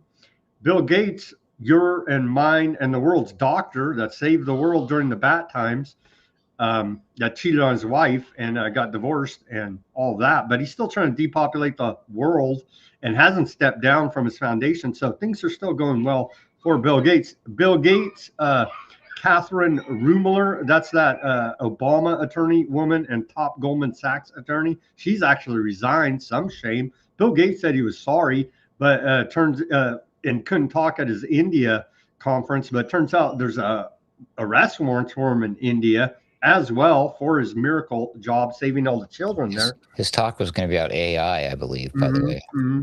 And so he at least canceled that, but he has not resigned or anything, and is like, okay. Anyhow, Catherine Ruemmler, Leon Black, billionaire banker dude, Leslie Groff, Sarah Kellen, Ted Wyatt, and Doug Band are all being called for depositions in front of or I guess it would be hearings. They're under oath, so I don't know. They lie like hell to Congress. Not many people get in trouble from it. They pick and choose. It's like a setup. So I don't know, the 5th. Anyhow, they're all being called to testify to the oversight committee here now by James Comer. And then aforementioned, but quickly here, a reminder about, here's Bill Gates in the Epstein emails talking about, I've been thinking a lot about the question that you asked Bill Gates. How do we get rid of poor people as a whole? And here's a short little clip. And so I know it's a pressing question, but wait a minute, I'm a poor person, huh? First, we've got population. The world today has 6.8 billion people. That's headed up to about 9 billion. Now, if we do a really great job on new vaccines, healthcare, reproductive health services, we could lower that by perhaps 10 or 15%. First, we've got. He's helping, Ruckus. You know, not that long ago, just including that clip on your video will get you a little like, according to the CDC. Fun times. Nancy Mace, she has issued a subpoena for Pam Bondi. I know, shocking, right? So Nancy Mace is trying to make a bunch of political capital out of all of this, for sure. By the way, these people that are being called for to testify over this stuff, does this mean these are the names that were behind the black bars, right? Because that's what the people who went inside the skiff said. Like Leon Black was one of the names that was hiding behind there, I thought. No. These are all public. Okay. Well, the other observation about this is this means that the test run with the Clintons was a wild success.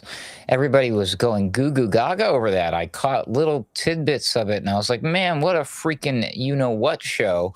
Bring out the popcorn, and everybody that is just getting sucked into like 4.5 hours worth of this lady allegedly screaming and dodging, being asked very bizarre questions about Pizzagate and Frazzle Drip and stuff. Is wild. And I'm just like, so this is the new like Johnny Depp thing. Remember that with with the girlfriend pooping on the bed, Amber Heard, and all that garbage, and people were like obsessed with listening and following the trials and the depositions and all that crap. And I'm just like, okay, yeah, keep everybody off of the war and the economy and all that stuff, and we'll give them this bread and the circus, right? Keep everybody happy, right? The DOJ has quietly removed more than 65,000 pages of Epstein files without answering a single question from Congress, according to Nancy Mace, who reported on it yesterday from ZBS News about that as well. And so she is calling Pam Bondi in to testify. I wonder, we should take a bet on what the Dow will be that day. By the way, the Dow, I believe ever since Pam Bondi's outburst, originally yelling that why do you even care about Epstein or any of the trafficking or eating babies and the whole routine? Why do you care about any of that? The Dow's over 50,000. I believe ever since that incident about 2 weeks ago, the Dow's been under 50,000 and they haven't arrested anybody yet. Still, Ruckus. That was what we call the top signal, kids. 500 terabytes of Epstein data deleted from the FBI in 2023 on Super Bowl Sunday. Wait, how much? 500 terabytes. Holy That's a lot of data, right? That's like, yeah, that's insane. Go ahead. That's like a data freaking one of these data centers full of data. Anyhow, 500 terabytes of Epstein files data deleted from the FBI in 2023 on Super Bowl Sunday in 2023. Someone was able to delete 500 terabytes of Epstein files, and here's that confirmation on Super Bowl Sunday night from the FBI. I'm sure it's all just a honest mistake and innocent error. There around 3:30 p.m. or so, we located the log files and began combing through them, which is when we noticed strange IP activity that took place yesterday from 2 IP addresses. The activity included combing through certain files pertaining to the Epstein investigation. Most likely videos, probably in high definition. I mean, geez, did Epstein have his hands on 4K back then or what? Indeed, because of course, video data is bigger. Here's she made a nice meme, or staff. Text is incredibly tiny, so like it would have to be a large media files, yeah. Almost like that's his whole surveillance system video and blackmail videos. Here's a nice meme made by Nancy Mace staff, I'm sure. Maybe she's making the memes, I don't know. All these public figures want to become info warriors now. As of late, I've noticed a continuing trend, but there it is officially. Nancy Mace moves to subpoena Attorney General Pam Bondi. And again, the Department of Justice is still in violation of the Epstein Transparency Act, and they're investigating themselves. And so we'll find all the wrongdoing, and I'm sure the wrongdoers will be subsequently prosecuted. Ruckus? It's so fun watching the lawmakers break the law. It is indeed. This character, what about this character? Don Huffines. He is not in the Epstein files, but he's the new owner of the Epstein Zorro Ranch there in New Mexico. And turns out he has won his election for Texas comptroller and was endorsed by President Trump. So it's good to have the comptroller of Texas now running the cover-up. Oh, I guess he hasn't won the general, but he's won. I haven't followed the race, but it's good that he's endorsed by Trump, and now he can cover up the any investigation if there's any evidence left after 6 years or 7 years going on. So he can cover up whatever's left there on Zorro Ranch in New Mexico. Yeah, Huffines is they're developing. He's the guy who's he's a Christian Zionist type, gung ho. They're converting the compound, the Zorro Ranch, into a Christian retreat. I'm not sure if you caught that, but yep, that's the guy. To do baby sacrifices? I have no idea. Maybe just to cover up all the stuff that, because they're going to have to build and develop, tear stuff down, build stuff up, lay down some foundation. There's a big hullabaloo right now about how they refused or did not do any like ground penetrating radar or exploration of the properties. So this will probably make all that go away. And it'll be, I'm like, oh, obviously everything's fine. Light and love and Jesus, we're good. Let's search Bill Gates and check as the DOJ is actively deleting Epstein files here now. Here's the, let's take a look. We'll do it live. Put Bill Gates in our Epstein library search and see how many come out. Oh, well, he barely knew the guy. He's only mentioned in the Epstein files 2,637 times there, Ruckus. Any other searches you want me to make on the Epstein library here from the DOJ? I came up with one the other day as a joke, and I thought it would be fun. Why don't you put your name in there and see what comes up, Sam? Let's see. Okay. Right here, live on. Prove to everybody you're not the thing. Make sure I didn't know Epstein. Oh, turns out no results. I'm in the clear. There you go.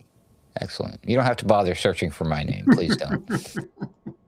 We'll bypass that. Okay.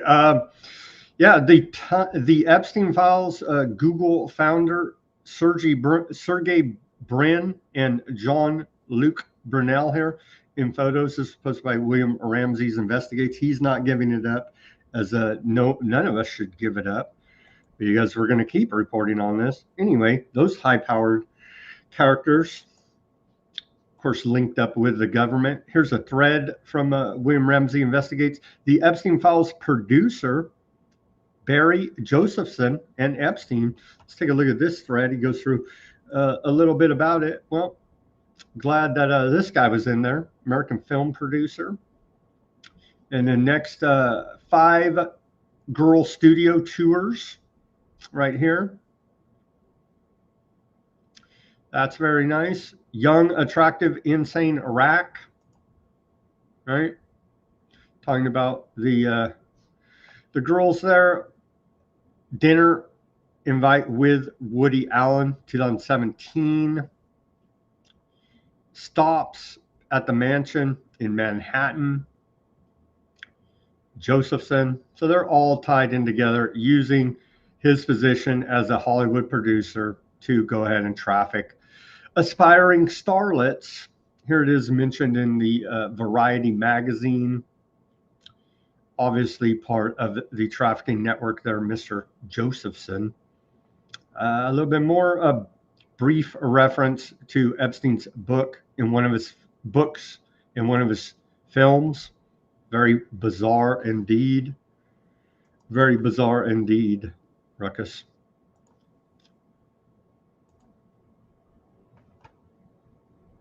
Here is Trump holding Leon Black's hand, and so nothing gay about that at all. What? But Trump knows. Like, that's how the, like, remember when the aliens and the Simpsons, they were walking down the street holding each other's hands, and so that's how they were transferring like the matter or between the two. Like, if you think of a better idea, let us know or something. I don't remember. So Leon Black's neck deep in it, in the Epsteins, all kind of bad stuff in there. We've covered it, and so. But not Trump. He's exonerated. Trump exonerated himself, and so that's where we're at with that. He thinks he's not in the files, so he's safe. Let me just double check here.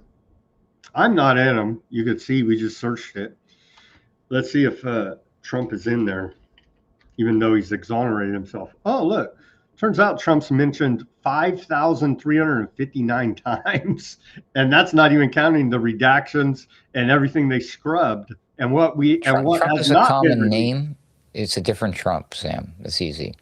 Let me put in Donald Trump. Maybe he was going by different names. Oh, see, Donald Trump. You're right. Donald Trump's only listed 1,811 times. See, there you go. Here you go. So it must have been another. Which of course means that all the other ones probably had no relation to this guy, I'm sure. It goes on. It goes on. And like you say, they're turning it into a TV drama a la Johnny Depp, some made for TV trial a la O.J. Simpson. But we're not going to let them trivialize it and normalize it. It's the most evil, hideous crimes imaginable, and it's always going to be reported here at Weaponized News in that context. Okay, that's all the Epstein news we have for today. Moving on to the Department of War. Is Skynet live, Ruckus? What do you think? This guy's a pretty scary guy here, the Undersecretary of the Department of War, Michael. I don't know if you've been paying attention to what this guy's been saying, but he's kind of a scary guy, actually, the more you look at him. He says rapidly deploying AI to the entire Department of War. Is that saying Skynet's live? I don't know, man. We're getting close. AI first equals efficiency, lethality, and decision superiority. In 90 days, we've had 1.2 million people of the 3 million people at the War Department use some form of AI. That number was 80,000 before I started. So is this guy, or is it Altman, or a combination of the two that we can blame for taking Skynet live here now? Ruckus, what do you think? I'm not concerned. It might be laying the foundations for something in the future, but this is them interacting with their LLMs, their chatbot version, for the most part. So it could very well be as something as simple as them asking their military-branded version of Grok what they should have for lunch, and they'd be like, see, they're using AI. They're using AI, everybody. I think it's a lot of smoke without any much fire. People who hate using it, they don't know how to use it properly. And I don't think it's technically like what we think, where it's like, okay, AI, pick out the target and kill them. No, it's all this other garbage. It's like checking their emails for them and helping them write their replies or do research and stuff. You know, the same way we're kind of dabbling with it now as consumers and enterprise and businesses. That's a good segue to Michael saying AI is being used before a conflict to do planning, modeling, and simulation, logistics, and organization. Here's a short clip from him talking about how they're using AI at the Department of War. How is AI being used right now with the conflict in Iran? Yeah, so can't talk too much about it, but you could imagine that AI has been used before a conflict to do planning, modeling, simulation. How do you think about logistics and organization, all the things you would use it for in your sort of personal life. Just kind of like what you said there, Ruckus. But so you're saying I don't have anything to worry about AI Palantir's not creating targeted kill lists, and you and I are not going to be on those targeted kill lists? I didn't say that. Oh, shit. What? And then also, unfortunately, because some people are starting to realize this, but these people will realize it before it's far too late. They're training these machines and these applications that will continue to evolve and grow once they start installing the AI agents, the agentic version. So you go ahead and diddle around with your little models and your language learning models and your chatbots and all that stuff that you're doing right now, but you're you're training the incoming replacements for you. So see, so some of if the machine's doing all the planning and the strategizing and this and that, why do we need the human? And you see, that's where the danger starts to come in. And then, of course, now if it's the planning is being done by the robots, and then they're basically the ones giving the orders, how is that not Skynet? It is, It's the agents. It's the agentic AI we need to be more concerned about than the LLMs. Sorry. Well, thank you for your optimistic view of the future here. I didn't mean to give that impression. I'm pessimistic as hell. This is why we're in a wild time it's a wild time to be alive here, Ruckus. U.S. Central Command is now fact-checking media reports. I've never seen anything like it, but here it is. Your Department of War, U.S. Central Command fact checks. They say more fake news from Iranian regime. I guess according to they're all liars, but here you go. The regime claims U.S. forces are withdrawing. No, we're not. But we're not even in a war, according to Congress. They say they sank a U.S. destroyer. They didn't. The Republican, the IRGC claims to have taken down U.S. fighter aircraft. They haven't, according to, well, 3 they said crashed in Kuwait due to friendly fire. Do we believe that? I don't know. That's the official story. The regime says they killed 100 U.S. Marines. No, all lies. The reality now, and again, I don't trust one damn word this government says, the Iranian government or the United States government, but we got to report this to you just because of the simple fact that U.S. CENTCOM is doing freaking live fact checks here.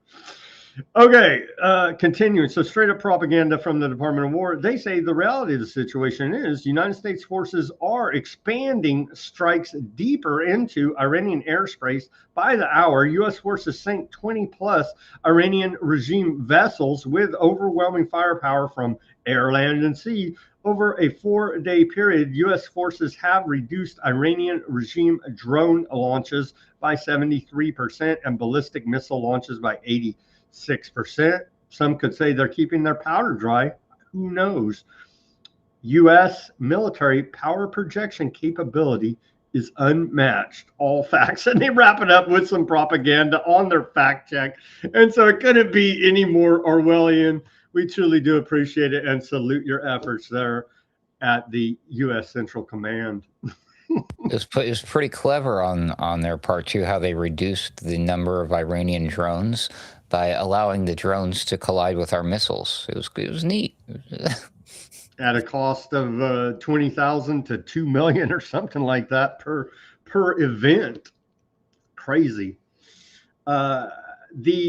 So here's our friends, our aardvark friends from the Anti-Defamation League, the American Aardvark Committee, the World Aardvark Congress, and the Conference of Presidents of major aardvark organizations have all put out statements backing Trump and Netanyahu's war on Iran. And so that's very good of them. And there is no giant conspiracy, even though they have all these organizations and they constantly have meetings, but they don't plan anything or anything like that, Ruckus. So that would be are you theorizing about a conspiracy? We don't do that here.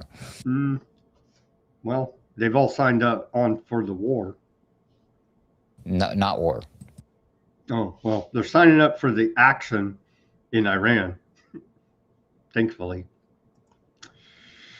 Chuck Schumer, he's acting, he's the head Democrat in the Senate, right? He's acting like he's against it, and Trump calls him a Palestinian, but he's a giant self-admitted Zionist, so he's trying to act like he's against the war, but trust me, wink, wink, he's really big time for the war. I'm shocked because I just heard that guy saw him on camera say that nobody wants a nuclear Israel. No, that was a Freudian slip. He didn't mean that. Oh, he did correct himself, and he said, yeah, but that was funny. I don't know if you caught that.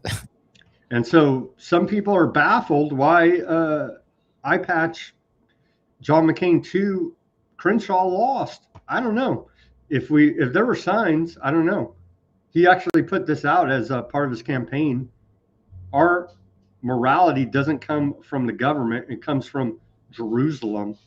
And so people are shocked that he actually lost his primary there in Texas yesterday, Ruckus. I had no idea he was an atheist. I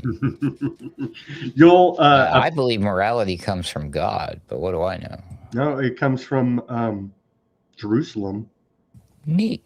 Thanks for setting the record straight, Eye Patch Man. Here's this is a funny report, actually.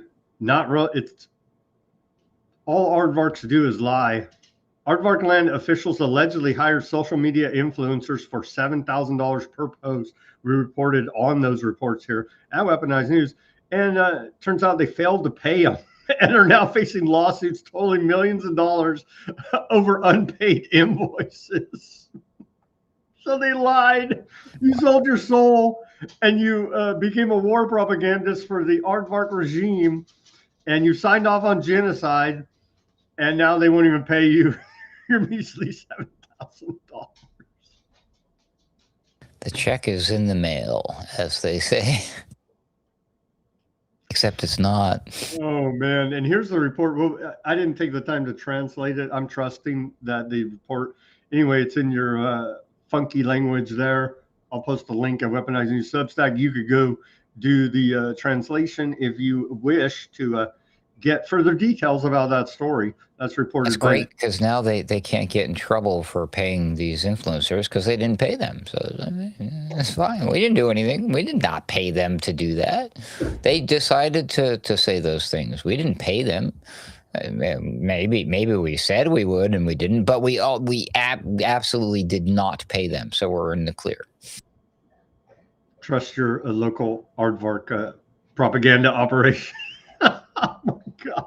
Here is Christian Zionist pastor Greg Locke, and I saw this guy in person. He was going on a tour. He went down to Hanford, California, because he was a big protester pushing back his church not complying there in Tennessee with all the bat regulations at the time. And so he was praised as a hero at that time, but come to find out he's a big Christian Zionist piece of garbage. Here he is pumping his fake doctrine. Let's take a listen. And we have more of these heretics to come. Israel has no right to exist. Anybody ever called you a Zionist? Put your hand up. I'm just teaching this morning. Called you a Zionist? That is not a bad phrase. I like it. God's a Zionist. It's like when the buzzword back in COVID was when, CNN came to our tent like 8 times. We should have got married. We were dating like every week, right? And they were like, well, are you a Christian nationalist? That became a buzzword. Christian nationalist, everybody was afraid of it. Now the buzzword is, oh, you're a Zionist. Yep. You know what a Zionist is? By the way, Zion's in the Bible. Over and over and over. It's still a place right now. It's in the Bible over. And everybody says, well, the reason the Bible talks about Zion and Zionism and Mount Zion is because C.I. Scofield changed the Bible. If you believe that, you ought to sue your brain for non-support. That is the most ridiculous argument on the planet. By the way, you know where C.I. Scofield lived? He lived in Lebanon, Tennessee. In Lebanon, Tennessee. And everybody's like, well, C.I. Scofield changed the Bible. Do you know in our museum, I got Bibles from the 1400s. And you know what they say? Zion, Zion, Zion, Zion, Zion, Zion, Zion, Zion, Zion. You know why? Because a Zionist is a person that simply believes that the Bible teaches Israel has a right to exist in the land God gave them. That's a Zionist. So who cares if they label you? I've been labeled worse. Could care less. Are you a Zionist? 1,000%. And Jesus is one too. Is God and Jesus a Zionist? That's news to me, but this pastor's obviously more educated on theology than I am, so news to me, Ruckus. I'm learning a lot from today's show. I disagree with that statement. I would argue that you know more about theology than that guy does. Here's more. Here's Donald Trump's senior advisor to the White House, Paula White. This maniac, and she's like dressed in like some kind of halfway workout outfit. This sucks because already the dude before her is already one up before her. Anyways, I'm not going to go there. Strike and strike and strike and strike and strike and strike and strike and strike and strike and strike until you have victory. For every enemy that is aligned against you, let there be that we would strike the ground, for you will give us victory, God. I hear a sound of abundance of rain. I hear a sound of victory. I hear a sound of shouting and singing. I hear a sound of victory. I hear a sound of an abundance of rain. I hear a sound of victory. I hear a sound of an abundance of rain. I hear a sound of victory. The Lord says it is done. The Lord says it is done. The Lord says it is done. For I hear victory, victory, victory, victory in the corridors of heaven. In the corridors of heaven, victory, victory, victory, victory, victory, victory, victory. For angels are being released right now. Angels are being dispatched right now. Hamanda ata ata raka teda. It goes on. I'll spare you the rest. That's a senior advisor. Holy, that lady is straight up casting a spell on you, everybody. That is insane. I was going to just point out that they were obsessed with this repeating. You got to repeat it over and over and over again, like a mantra. Like, that's how Christian are mantras. Anybody do some research onto that? The best form of mind control is repetition. Or one of the blasphemy. Yep. Yeah, 100%. It's disgusting. It's disgusting that they do these things in the name of my Lord and Savior, Jesus Christ. But anyways, yeah, she said that they were releasing angels. She probably means fallen angels, not real angels. Here's Secretary of War Pete Hegseth in 2018 about the miracle of reconstructing the Third Temple of Solomon, and reported yesterday how military was being told they're fighting the war against Iran for Jesus and to bring about this Zionist prophecy. They're to bring about the Armageddon.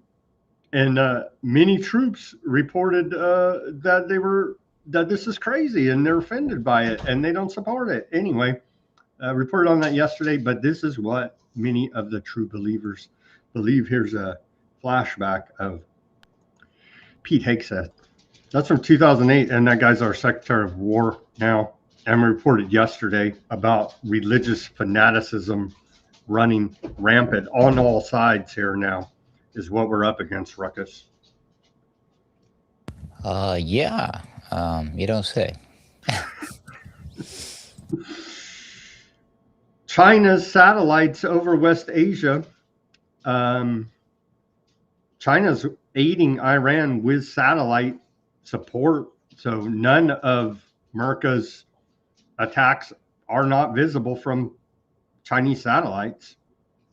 So and China, God bless them, is definitely not doing anything based on any religious zealotry, because their preferred form of religion is Buddhism, if I'm not mistaken, and they're pretty peaceful. So clearly, China just does its own thing, almost as if the nation state and the powers that be, the government, are separate from the commonly accepted faith of their countrymen. Oh, anyways, let that sink in for a minute. Now, our Constitution in America says that we have radical religious zealots directing our foreign policy, and wars is what it says should be the way in our Constitution, Ruckus. I did fall asleep at that moment in class, so my bad. We're in bad shape. A bunch of religious fanatics on all sides are trying to kill each other for their perceived God and martyrdom. Yeah, that's where we're at. Okay, U.S. aardvark attack on Iran marks largest military buildup in West Asia in a generation. There are over 50,000 U.S. troops on the ground. They're in all the bases and the like around that area. 200 fighter jets, 2 aircraft carriers are engaged in joint U.S. aardvark strikes on Iran. U.S. Central Command said Tuesday. The operation now is in its 4th day. Now we're on day 5. This is a report from earlier today. Has targeted nearly 2,000 targets. So they're bombing them right now as we speak. So and the thumbnail of the show is the map here. Take another look at it. They're bombing the hell out of it right now as we continue to report the ongoing bombings. Here's the first 100 hours according to U.S. CENTCOM, and it's ongoing. So, yeah. And you can see all of the little U.S. flags. These are all our bases right here, right? And then also a bunch of our Navy all right in here and all up in here. But you can see all the different bases all around here. Syria, Iraq, Jordan, Qatar, Bahrain. They asked me, can you find Bahrain on the map? And I was like, what? And so I did find it. It's very small, but it is there. UAE and Saudi Arabia, of course, there. Wowzers, Ruckus. What are those U.S. bases doing there? Don't they know that they shouldn't be traveling to those countries? They didn't get the warning, apparently. Netanyahu asked White House if secret Iran talks are happening according to a report out of Axios. U.S. officials have confirmed that thousands of Aardvark and American-backed Iraqi Kurds have launched a ground offensive in Iran. That's a report out of Fox News. And then it's countered, oh no, maybe that's not true. Fox News, they wouldn't lie to us about a war, would they? To counter that report, the deputy chief of staff to the prime minister of Iraq says the Kurdish region, to Iraq's Kurdish region, says not a single Iraqi Kurd has crossed into Iran. Because as we reported yesterday, the White House is talking about arming, funding more terror groups, right? Iranian militias, the Kurds out of Syria and out of Iraq to go ahead and attack Iran. And so we're creating more terrorists here now. They're giving false reports that our terrorist armies are not actually attacking. Thank you, Fox News. It's countered by this Iraqi deputy chief of staff guy. Here's the report. So who do we believe, if anybody? But back to the whole thing of the never-ending war on terror.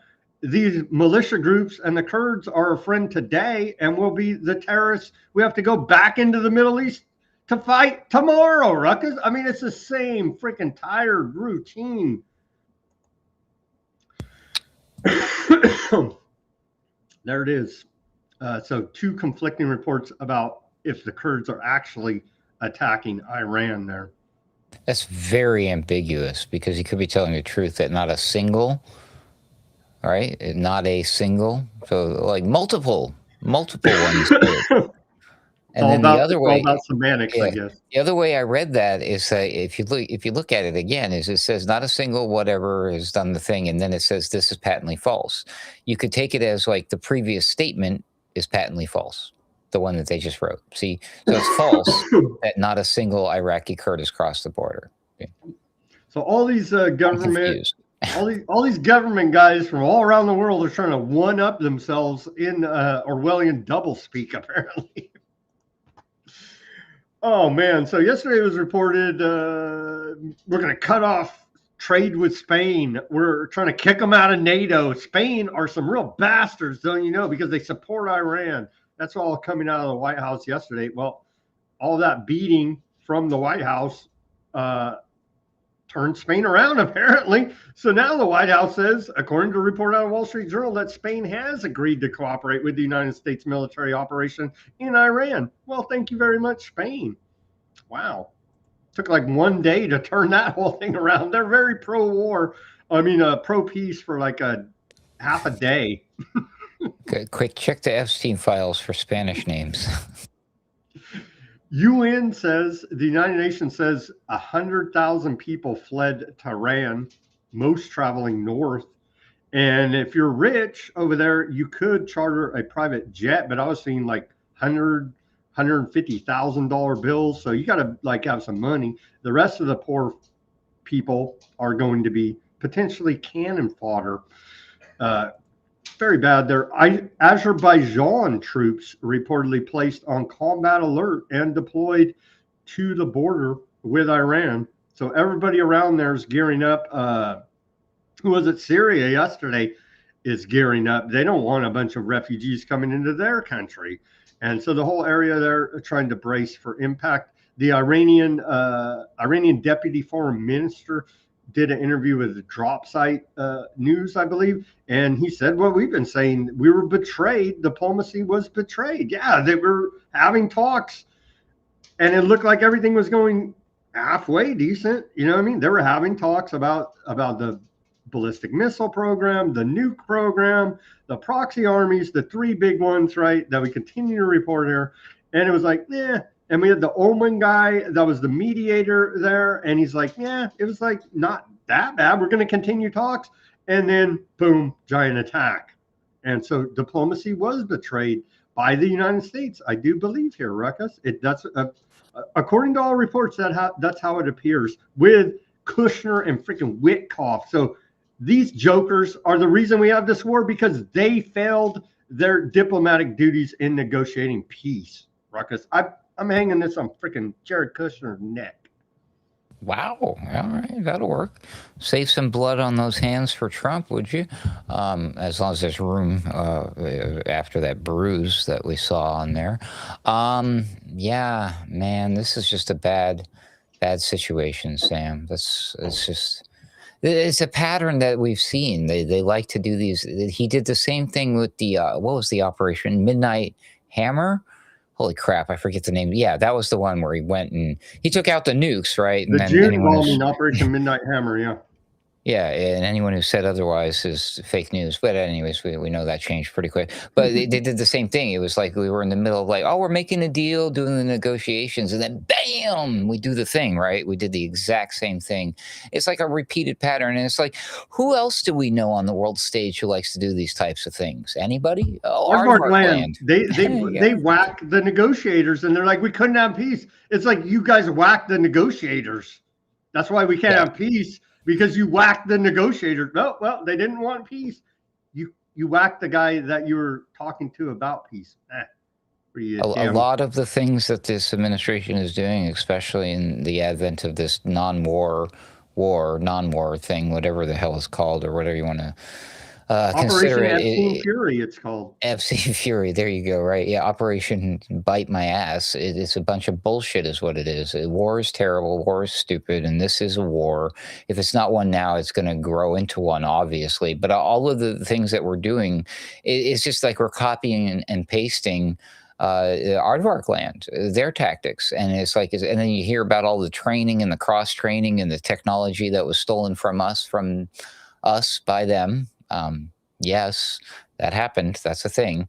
Yeah, it's crazy. I'm like, well, which you can't tell the two countries apart anymore. You can't tell the two administrations apart. Like you joke all the time about the shadow president, but I think you might really literally be onto something there, unfortunately. Russian flag tanker Arctic Meta gas carrying liquid natural gas exploded and erupted into flames before sinking into the Mediterranean Sea off the coast of Libya, according to the Associated Press. I don't know if this was part of the war or not, but that happened. NATO says, NATO chief Reuter says on Iran, he says Iran was one of the key enablers of the Russian war effort against Ukraine through these weapons of destruction, these Shahed drones, and the fact now that Iran is facing this full onslaught of Aardvark Land and America will also degrade its capacity to export their chaos even to Russia and therefore to Ukraine. So we're essentially in a two-front proxy war with Russia now, Ruckus, in Ukraine and in Iran. How much longer until we're straight up in a war with Russia? We're getting pretty damn close. Yeah, there's so many shoes. We're like, normally I would say, well, we're waiting for the other shoe to drop. No, we're waiting for like 7 other shoes to drop right now, right?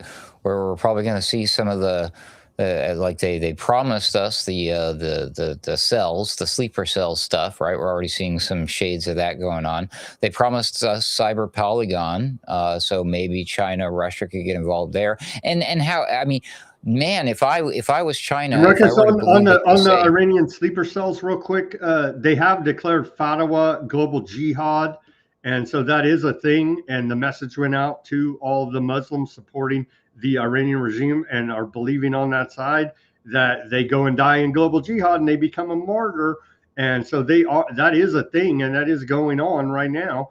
And about the sleeper cells that you mentioned, reported yesterday, turns out Kash Patel fired the FBI Iran special unit like 2 weeks before we attacked Iran. Go figure. Well, right, but I mean, we've been led to believe that we have enemies out there in the form of Russia and China, in particular China. But let's just either one. It doesn't matter. Even North Korea, it doesn't matter. If you were truly the enemy of the United States and you had a pretty powerful military showing and weapons and stuff, and you see America put all of their toys and soldiers and effort and money and everything into this one area over here. Wouldn't that be the perfect opportunity for you to do some operations in your neck of the woods? Like, say, you know, Russia could be like, that's it. We're going full bore against Ukraine. While these guys are occupied, maybe they're waiting for Europe and NATO to get more involved with that thing. But like China could be like, damn. Taiwan is looking like it's a good time for us to do some stuff in Taiwan. America ain't going to get involved. They're a little busy right now. You know, North Korea could start shooting missiles off into the ocean and freaking everybody out again. You never know. So, I mean, it's the perfect opportunity for these enemies. If they're really, truly our enemies, if I were them, I'd be like, now's the time, folks. So stuff could really pop off. I'm not saying it's going to, or that if it does, it's organic, but the timing is right. The pieces are in place. The stage has been set, and I can't see any reason why they don't just do the damn thing. You know, World War III, full blown, everything all at once, cyber polygon, banks, economies crashing, aliens, you name it. Utter chaos, because ultimately at the end of the day, what they believe in is creating some sort of order out of that chaos. And boy, I tell you what, it feels pretty chaotic right now, Sam. Well, Ruckus, as they continually tell us, we're in a new world order. The old international order is dead. And we've reported on that throughout Davos, throughout the Munich Security Conference, throughout the World Government Summit. All these world leaders have said it. And so that's where we're at. And this may very well be the building of the new world order on the ashes of the world, a la World War III. Okay. Well, they're still carrying on the genocide there in Gaza, killing Palestinians. And so that program continues. According to the Gaza Ministry of Health here, there's been one reported dead and 3 injured in the last 24 hours there in Gaza. So that program of genocide is continuing. Here comes Gavin Newsom. And so he may very well be your 2028 president of America here now. He stepped into the void. Newsom likens aardvark land to apartheid state, questions future military support. And so, of course, he's going to play the foil. He'll tell any lie it takes. He doesn't believe anything. He believes in lying to you. And so he'll say anything, and he feels like right now, or his advisors are telling him this is the correct position to take. And so he's taking it. California governor describes aardvark land as an apartheid state, questions future U.S. military support. On Tuesday, Gavin Newsom likened aardvark land to an apartheid state, saying its current leadership is steering the U.S. toward a point where reconsidering military support may become unavoidable. And of course, he knows that's very popular with the Democrat base. And again, he doesn't believe anything he says because, again, he's a psychopath, California psycho liar. He criticized aardvark land Prime Minister, Shadow President of America, Bibi Netanyahu, pointing to his domestic legal troubles and relevance on hardline factions pushing annexation of the occupied West Bank. Newsom also questioned the attacks on Iran and the broader strategy of confrontation, warning against open talk of regime change. And so he's saying all the right things. But again, this guy's a criminal liar, and he'll tell you anything you want to hear. Ruckus, are Trump's failures paving the way for a 2028 Gavin Newsom presidency? It certainly is shaping up that way right now for me. What do you think? Nah, it's a red herring, because Trump's going to sign some executive order that puts AI in charge, and we're going to end all elections. It's fine. Okay. Well, thank you for easing my mind about that. Disaster averted, everybody. It's okay. Hegseth lashes out at the media after U.S. troops die during this war, non-war. He said the U.S. media. He said Hegseth accuses the media of weaponizing battlefield losses to undermine President Trump as the death toll among American troops rises.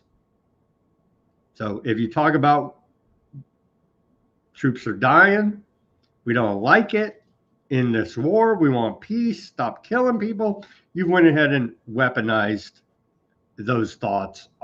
You've weaponized battlefield losses against Trump and the Department of War, according to Pete Hegseth. No, that's not according to Pete Hegseth, because one thing's for sure, Pete Hegseth has definitely been using the AI LLM, and some sort of AI LLM wrote that, as well as all these other garbage things that he says and does. Can he write? Do we even know?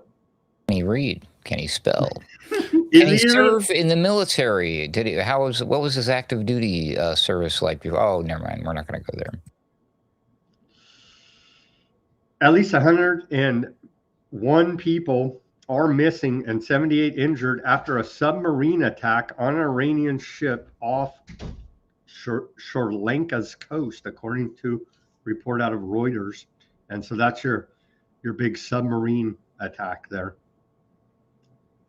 Oh, and more to the story here. Reuters updated it. They say Sri Lanka Navy corrects earlier statement, clarifies that 32 people were injured and rescued by the Navy, who are now receiving treatment in the hospital. A search and rescue operation is underway there.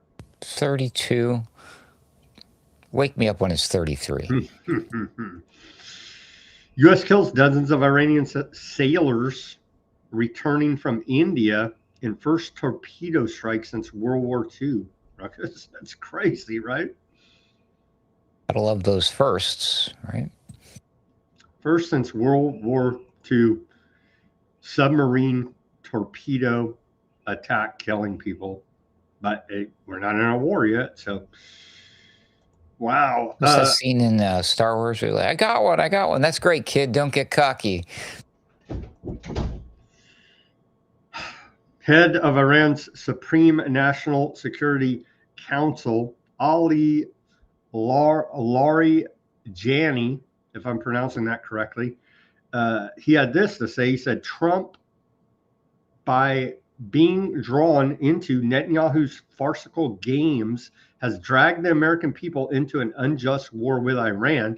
Now he must ask himself, after more than 500, again, debunked claim by CENTCOM, we don't really know what the real number of American dead troops are. After more than 500 U.S. troops have been killed in just these few days, is the slogan still America first, or has it become Aardvark land first? This matter is not over, and the killing of Imam Khomeini, calls him, will carry a heavy price for you, God willing. Don't forget, the Houthis are still running around there in Yemen. And so Ansarallah, who's been a big source of resistance against the Zionist regime and the genocide there against the Palestinians, they're still around as well. Don't forget about them, i.e. Proxy Army of Iran. They had this to say, Nasrallah, he had this to say, the American came from the furthest reaches of the earth to attack the peoples of this region, including aggression against Islamic Republic of Iran. Zionist aardvarks gathered from many parts of the world and came to our region with their evil tyranny, aggression, and declared goals of controlling our entire region with open hostility to Islam. All the goals of global Zionism are satanic, and the scandals of Jeffrey Epstein reveal only a part of this truth. Most Arab media sides with tyrants, justifying their crimes, glorifying their tyranny, and waging psychological warfare against the peoples of Ummah. When Iran responds to American-based bases that attack its people, Arab regimes become angry and label the Iranian Muslim People's Defense as aggression. Countries hosting American bases rush to counter Iranian operations and defend and protect those bases. Arab states provide financial support to American bases and cover all their expenses. Hypocrisy movements appear aligned and cooperative with oppressive aggressors, not only against the Iranian people, but against any other people. The Zionist aardvark enemy, together with America, seeks to eliminate the free people of the Oman. That's what he's calling it. That's speaking to his people, in order to complete its plan to crush the rest, including hypocrites and collaborators. Damn, I'd say that sounds pretty right on to me. What do you think there, Ruckus? Well, he didn't sign it. Well, he didn't write it in all caps and sign it. Thank you for your attention to this matter. So it's this dude. Well, that's true. So I guess it's not official. It's this dude right here. We played his speeches, showed the Million Man rallies there in Yemen with the Houthis. And so, yeah, highlights from Hezbollah. So the proxy armies are putting out a bunch of statements. Another long one. I'm not going to read all this one, but it's about the same. It's about the same, honestly. So, you know what I mean? They're on the same page in their messaging there. It's their version of FAFO, right? It's a little bit different because they're Hezbollah, the proxy army in Lebanon in the north. And so it's a little bit different perspective, but they're talking all about the same thing. Any highlights here? And I wanted to get back, Ruckus, if I got one more report, and if you want to talk, I want to get back to that report and list all the countries actively involved in this war. Last report here, though, from the Lebanese Ministry of Health. 3 people were killed and 6 injured there in an aardvark attack on Airport Road in a southern suburb of Beirut. And so they're killing the hell out of Lebanon as well as we speak. And of course, saying it's because of old Hezbollah there. But the bodies are stacking up. Ruckus, you want to talk for a second while I try to find this? Okay, here we go. I found it. Real quick, though, many moons ago, I think when I first moved out to New Mexico from New Hampshire at the time, my father, one of his neighbors, a couple houses down, were an elderly couple from Beirut. And I think that they were refugees of some sort of former conflict out there, but they were just some of the nicest people I'd ever met to this day in my entire life. I just wanted to say that because I know that Lebanese people, civilians, innocents are probably going to get hurt in this whole thing. They've been getting killed. They've been, we continue to report here for months and months since the ceasefire. That wasn't a ceasefire. They've been bombing the hell out of southern Lebanon. So. And now they're bombing the capital, Beirut. So they've stepped it up. And that's a densely populated area right there. And they're bombing the hell out of that. Okay, I found the list. Here's everybody involved so far, according to Axios. Let's take a look here now. It's a regional war, not war, according to our Congress, but it is a giant regional war. And so here are all the countries now involved in the Iran conflict. They even call it a conflict. It's a war. It's a war. Let's just use plain language about what's really going on. That's not a war. Okay. Of course, obviously, United States, aardvark land, obviously, United Arab Emirates, Qatar, Kuwait, Bahrain, Oman, Saudi Arabia, Jordan, Lebanon, Iraq, Cyprus, UK, France, Germany. Wow. So it's a giant regional war there now, Ruckus, with all these countries involved at one different level or another. It's a regional racket. Regional racket. There you go. Damn. That's all the reporting we got for today. Any final thoughts, Ruckus? My feet hurt. No, I'm good. Thank you for hanging with us. I stand up doing this in case people are wondering. Yeah. Thank you for hanging with us. Can you hang a little bit longer and go through some chat? Yeah, of course. Always got Comment? time for some chats, some Okay. comments. So we appreciate the listeners here to no end. Yeah, thank you guys for tuning in. We've been doing good on getting some views on the YouTube. Thank you guys for tuning in on the YouTube. Let's go to the chat over here on the Odysee, the hardcore weaponized news hounds. Thank you for tuning in. D. John, thank you guys. John says the Spanish flu was caused by a miracle. May very well have been. I've seen that out there. Came out of Some people say it was the result of the military setting up like radar systems or communication telephone lines or something like that. I've seen that claim as well. It may all be partly part of it, I believe. Okay, continuing here. Let's see. Ever heard of encephalitis? They're getting deep into that. I'm not going to go there. About the miracles per YouTube. Let's see. In university, I was told fairy tales were intended to instruct adults, not children. That's on Gressel is pretty awful. Dad dropping them in the woods to be eaten. Wow, think of that. That's a good point there, John. How much of that was true, or at least allegory for reality and not some fairy tale? With all that's coming out here now. Let's see. Deep said, if they want to get on board with the wars, they should just tell the truth. All Western economies had months left until full collapse. The military-industrial complex is the only way left to temporarily prop up the stock market and the petrodollar. Yeah, there's probably some. That's part of it, sure.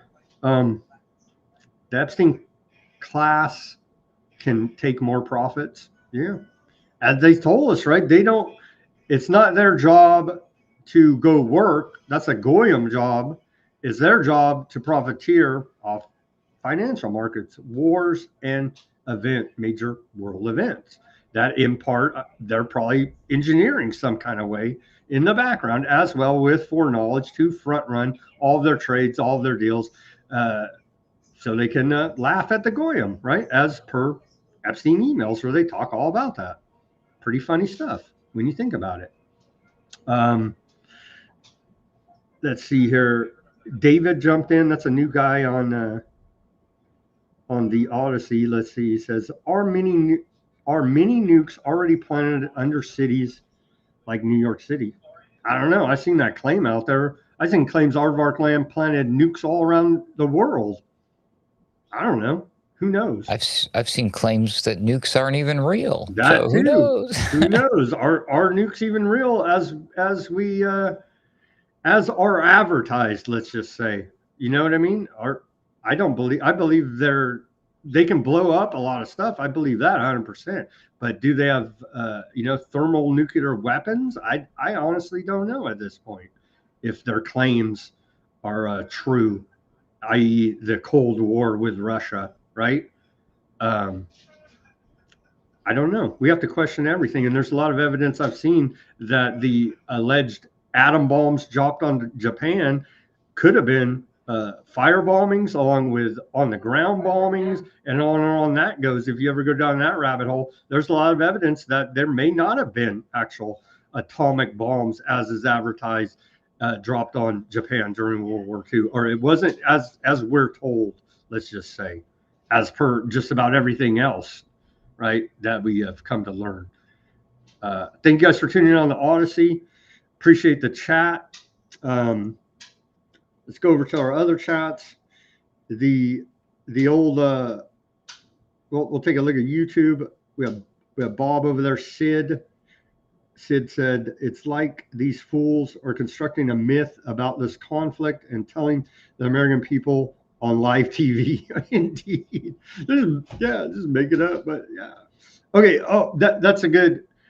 I wanted to ask you, Ruckus, your thoughts, because I was talking with a friend about this, and they say it doesn't matter, and I say it kind of does. What? Okay, so we know, we've been reporting on it. They're trying to fulfill this prophecy, right, to bring back the Aardvark Messiah, and then Christian Zionists believe to bring back Jesus, by bringing it about the apocalypse through all these rituals, through starting this giant war, through the essentially Rothschild UK made state of the modern day Israel, which is so far removed from the actual biblical people, right? And so you get the idea, you understand the whole narratives behind these things. How can they my question is, how can they engineer these prophecies to come true and then have it be legitimate if it's all engineered and controlled and rigged up and conspiracy from start to end and not supernatural from God? How can any of this be legitimate and they think it's going to be to their advantage? And my friend I was talking with us about said, well, it doesn't matter because it's still fulfilling biblical prophecy. What do you say, Ruckus? It's the chicken and the egg argument. I guess self-fulfilling prophecy kind of thing. Here's the easy answer. It cannot be, but only if you're a believer. If you believe and if you read the Bible and you know anything about this, Jesus Christ himself said that nobody's going to know about the signs of the times when he returns, yada, yada, yada. All this stuff is phony, baloney garbage. So the thing is that there's a group of people on one side from the aardvark land side who believe their prophecies, which if you are a believer in the Christian faith, you should, and a follower of Jesus Christ, you should just realize right away there's a whole new covenant, change all this stuff. So a lot of these things, I mean, this is an argument of religion, of course, but the other side is the Christian Zionists, and they're like, oh yeah, well, see, they're the weird element to me because they're allegedly true believers in Christ who understand that the Jewish faith is wrong about their coming Messiah, but they're happy to see the Jews do what they're doing because that in their mind that means what you just said, that Jesus would come back. So they're trying to co-opt or co-author by proxy the other prophet. So it's so stupid and weird because that would mean that technically the Christian Zionists are willing to pull the rug out from under the Israel side, while at the same time, the Israelis feel the same. I mean, not the Israelis, but the Jewish faith believes the same things about the Christians. They believe the Christians are full of crap, but they're happy to use them to achieve their goal and just rip the rug. So it's like both sides are doing exactly kind of what Albert Pike was talking about was going to happen. And this great war between believers and non-believers, which would ultimately, ironically enough, be fulfilling of the real prophecies about the end times. So no matter how you slice it, it's very weird. It's very creepy. And I don't pretend to understand God's ways, but maybe this all does ultimately play into the plan. But I don't know. You'd have to convince me. I don't think that we can invoke it, can initiate it, and I don't think that was part of the plan. I think, like Jesus said, that it'll be like a thief comes in the night. We just totally don't expect it. So ultimately, to me, I think what that means is like, wow, we got peace on earth. Everybody's happy. Everything is fixed, and then I think he comes. But I could be completely wrong. You never know. There's a lot of arguments about Satan's little season, and I don't think we're in that either. I think we're still just normal. We're just still normal until the end comes, and everything else is just like man and Satan doing their own stupid games as usual, But both sides have hardcore believers that truly believe, and they are hell bent, and they've dedicated their life to the cause, and so they are hell bent to death to make it happen, to engineer these prophecies to come true. They'll sacrifice anything, and no amount of money, time, effort, blood, or sacrifice is no cost. It's priceless to them, so they'll do it all, anything and everything. They will even fake an alien invasion if that serves their agenda. You're not going to trick God, no matter how many lies you tell, aardvarks. But and if you look into the rituals, their practices, you'll see they continually lie and say we're following the faith, we're devout, but they do all these tricks to trick their own rules, their own God. It's insane. The more you look into it, it's like they're freaking crazy people, man. I mean, I don't know how else to describe it. It's just you got to be crazy to have this mindset. It doesn't It's funny, Sam, is that us, by pointing this out, we're the extreme ones, right? I guess that's the way they're trying to spin it up out there, right? We're the haters, the extremists, to say, what, you guys are all crazy that want to blow ourselves up, and somehow that you're going to get rewarded for that, and it's going to make all this stuff happen. And it's just like, come on, guys, really? You can't trick God. You could trick everybody here on earth, as you've done, right, with all your mass media propaganda, all this mind control, MK Ultra program, everybody, but you still can't trick God. I don't know, man. It's wild. The oligarchs just lie and lie and lie and lie and lie. And the more you look at it, you're like, I can't believe one thing you people say. Like nothing. Okay, back to the chats. I just want to get Rugged's take on that, because I was having that discussion.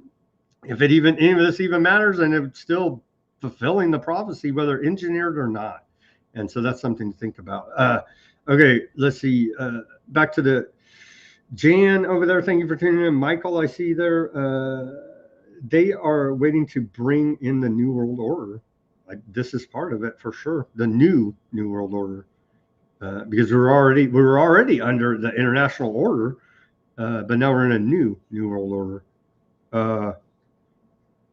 Bob over there on the YouTube, I did order and receive a black cap that reads in silver thread tinfoil. Maybe we need to start selling those, or like real ones that you could actually, block out some waves from, some EMF waves. Does Iran have any hypersonic missiles left? Who knows, man? And can they get more shipments from Russia and China? Who knows? Who knows, man? Let's see. Then they should arrest Bill Gates. I'm not holding my breath. Obviously, he should be. Obviously, he should be in trouble. But we'll see. It just feels like more theater, like Ruckus is saying, daytime TV theater. Now they've turned Epstein depositions at the House Oversight Committee into, is what it feels like. Like, we're not going to get any justice. Maybe we're going to get sound bites, maybe more dirt, but it just feels like we have enough evidence to do a real investigation and start charging people. But they are not doing that. They're actively erasing the files they did upload right now. It's an ongoing cover-up by the Department of Justice on the Epstein conspirators is going on right now, live.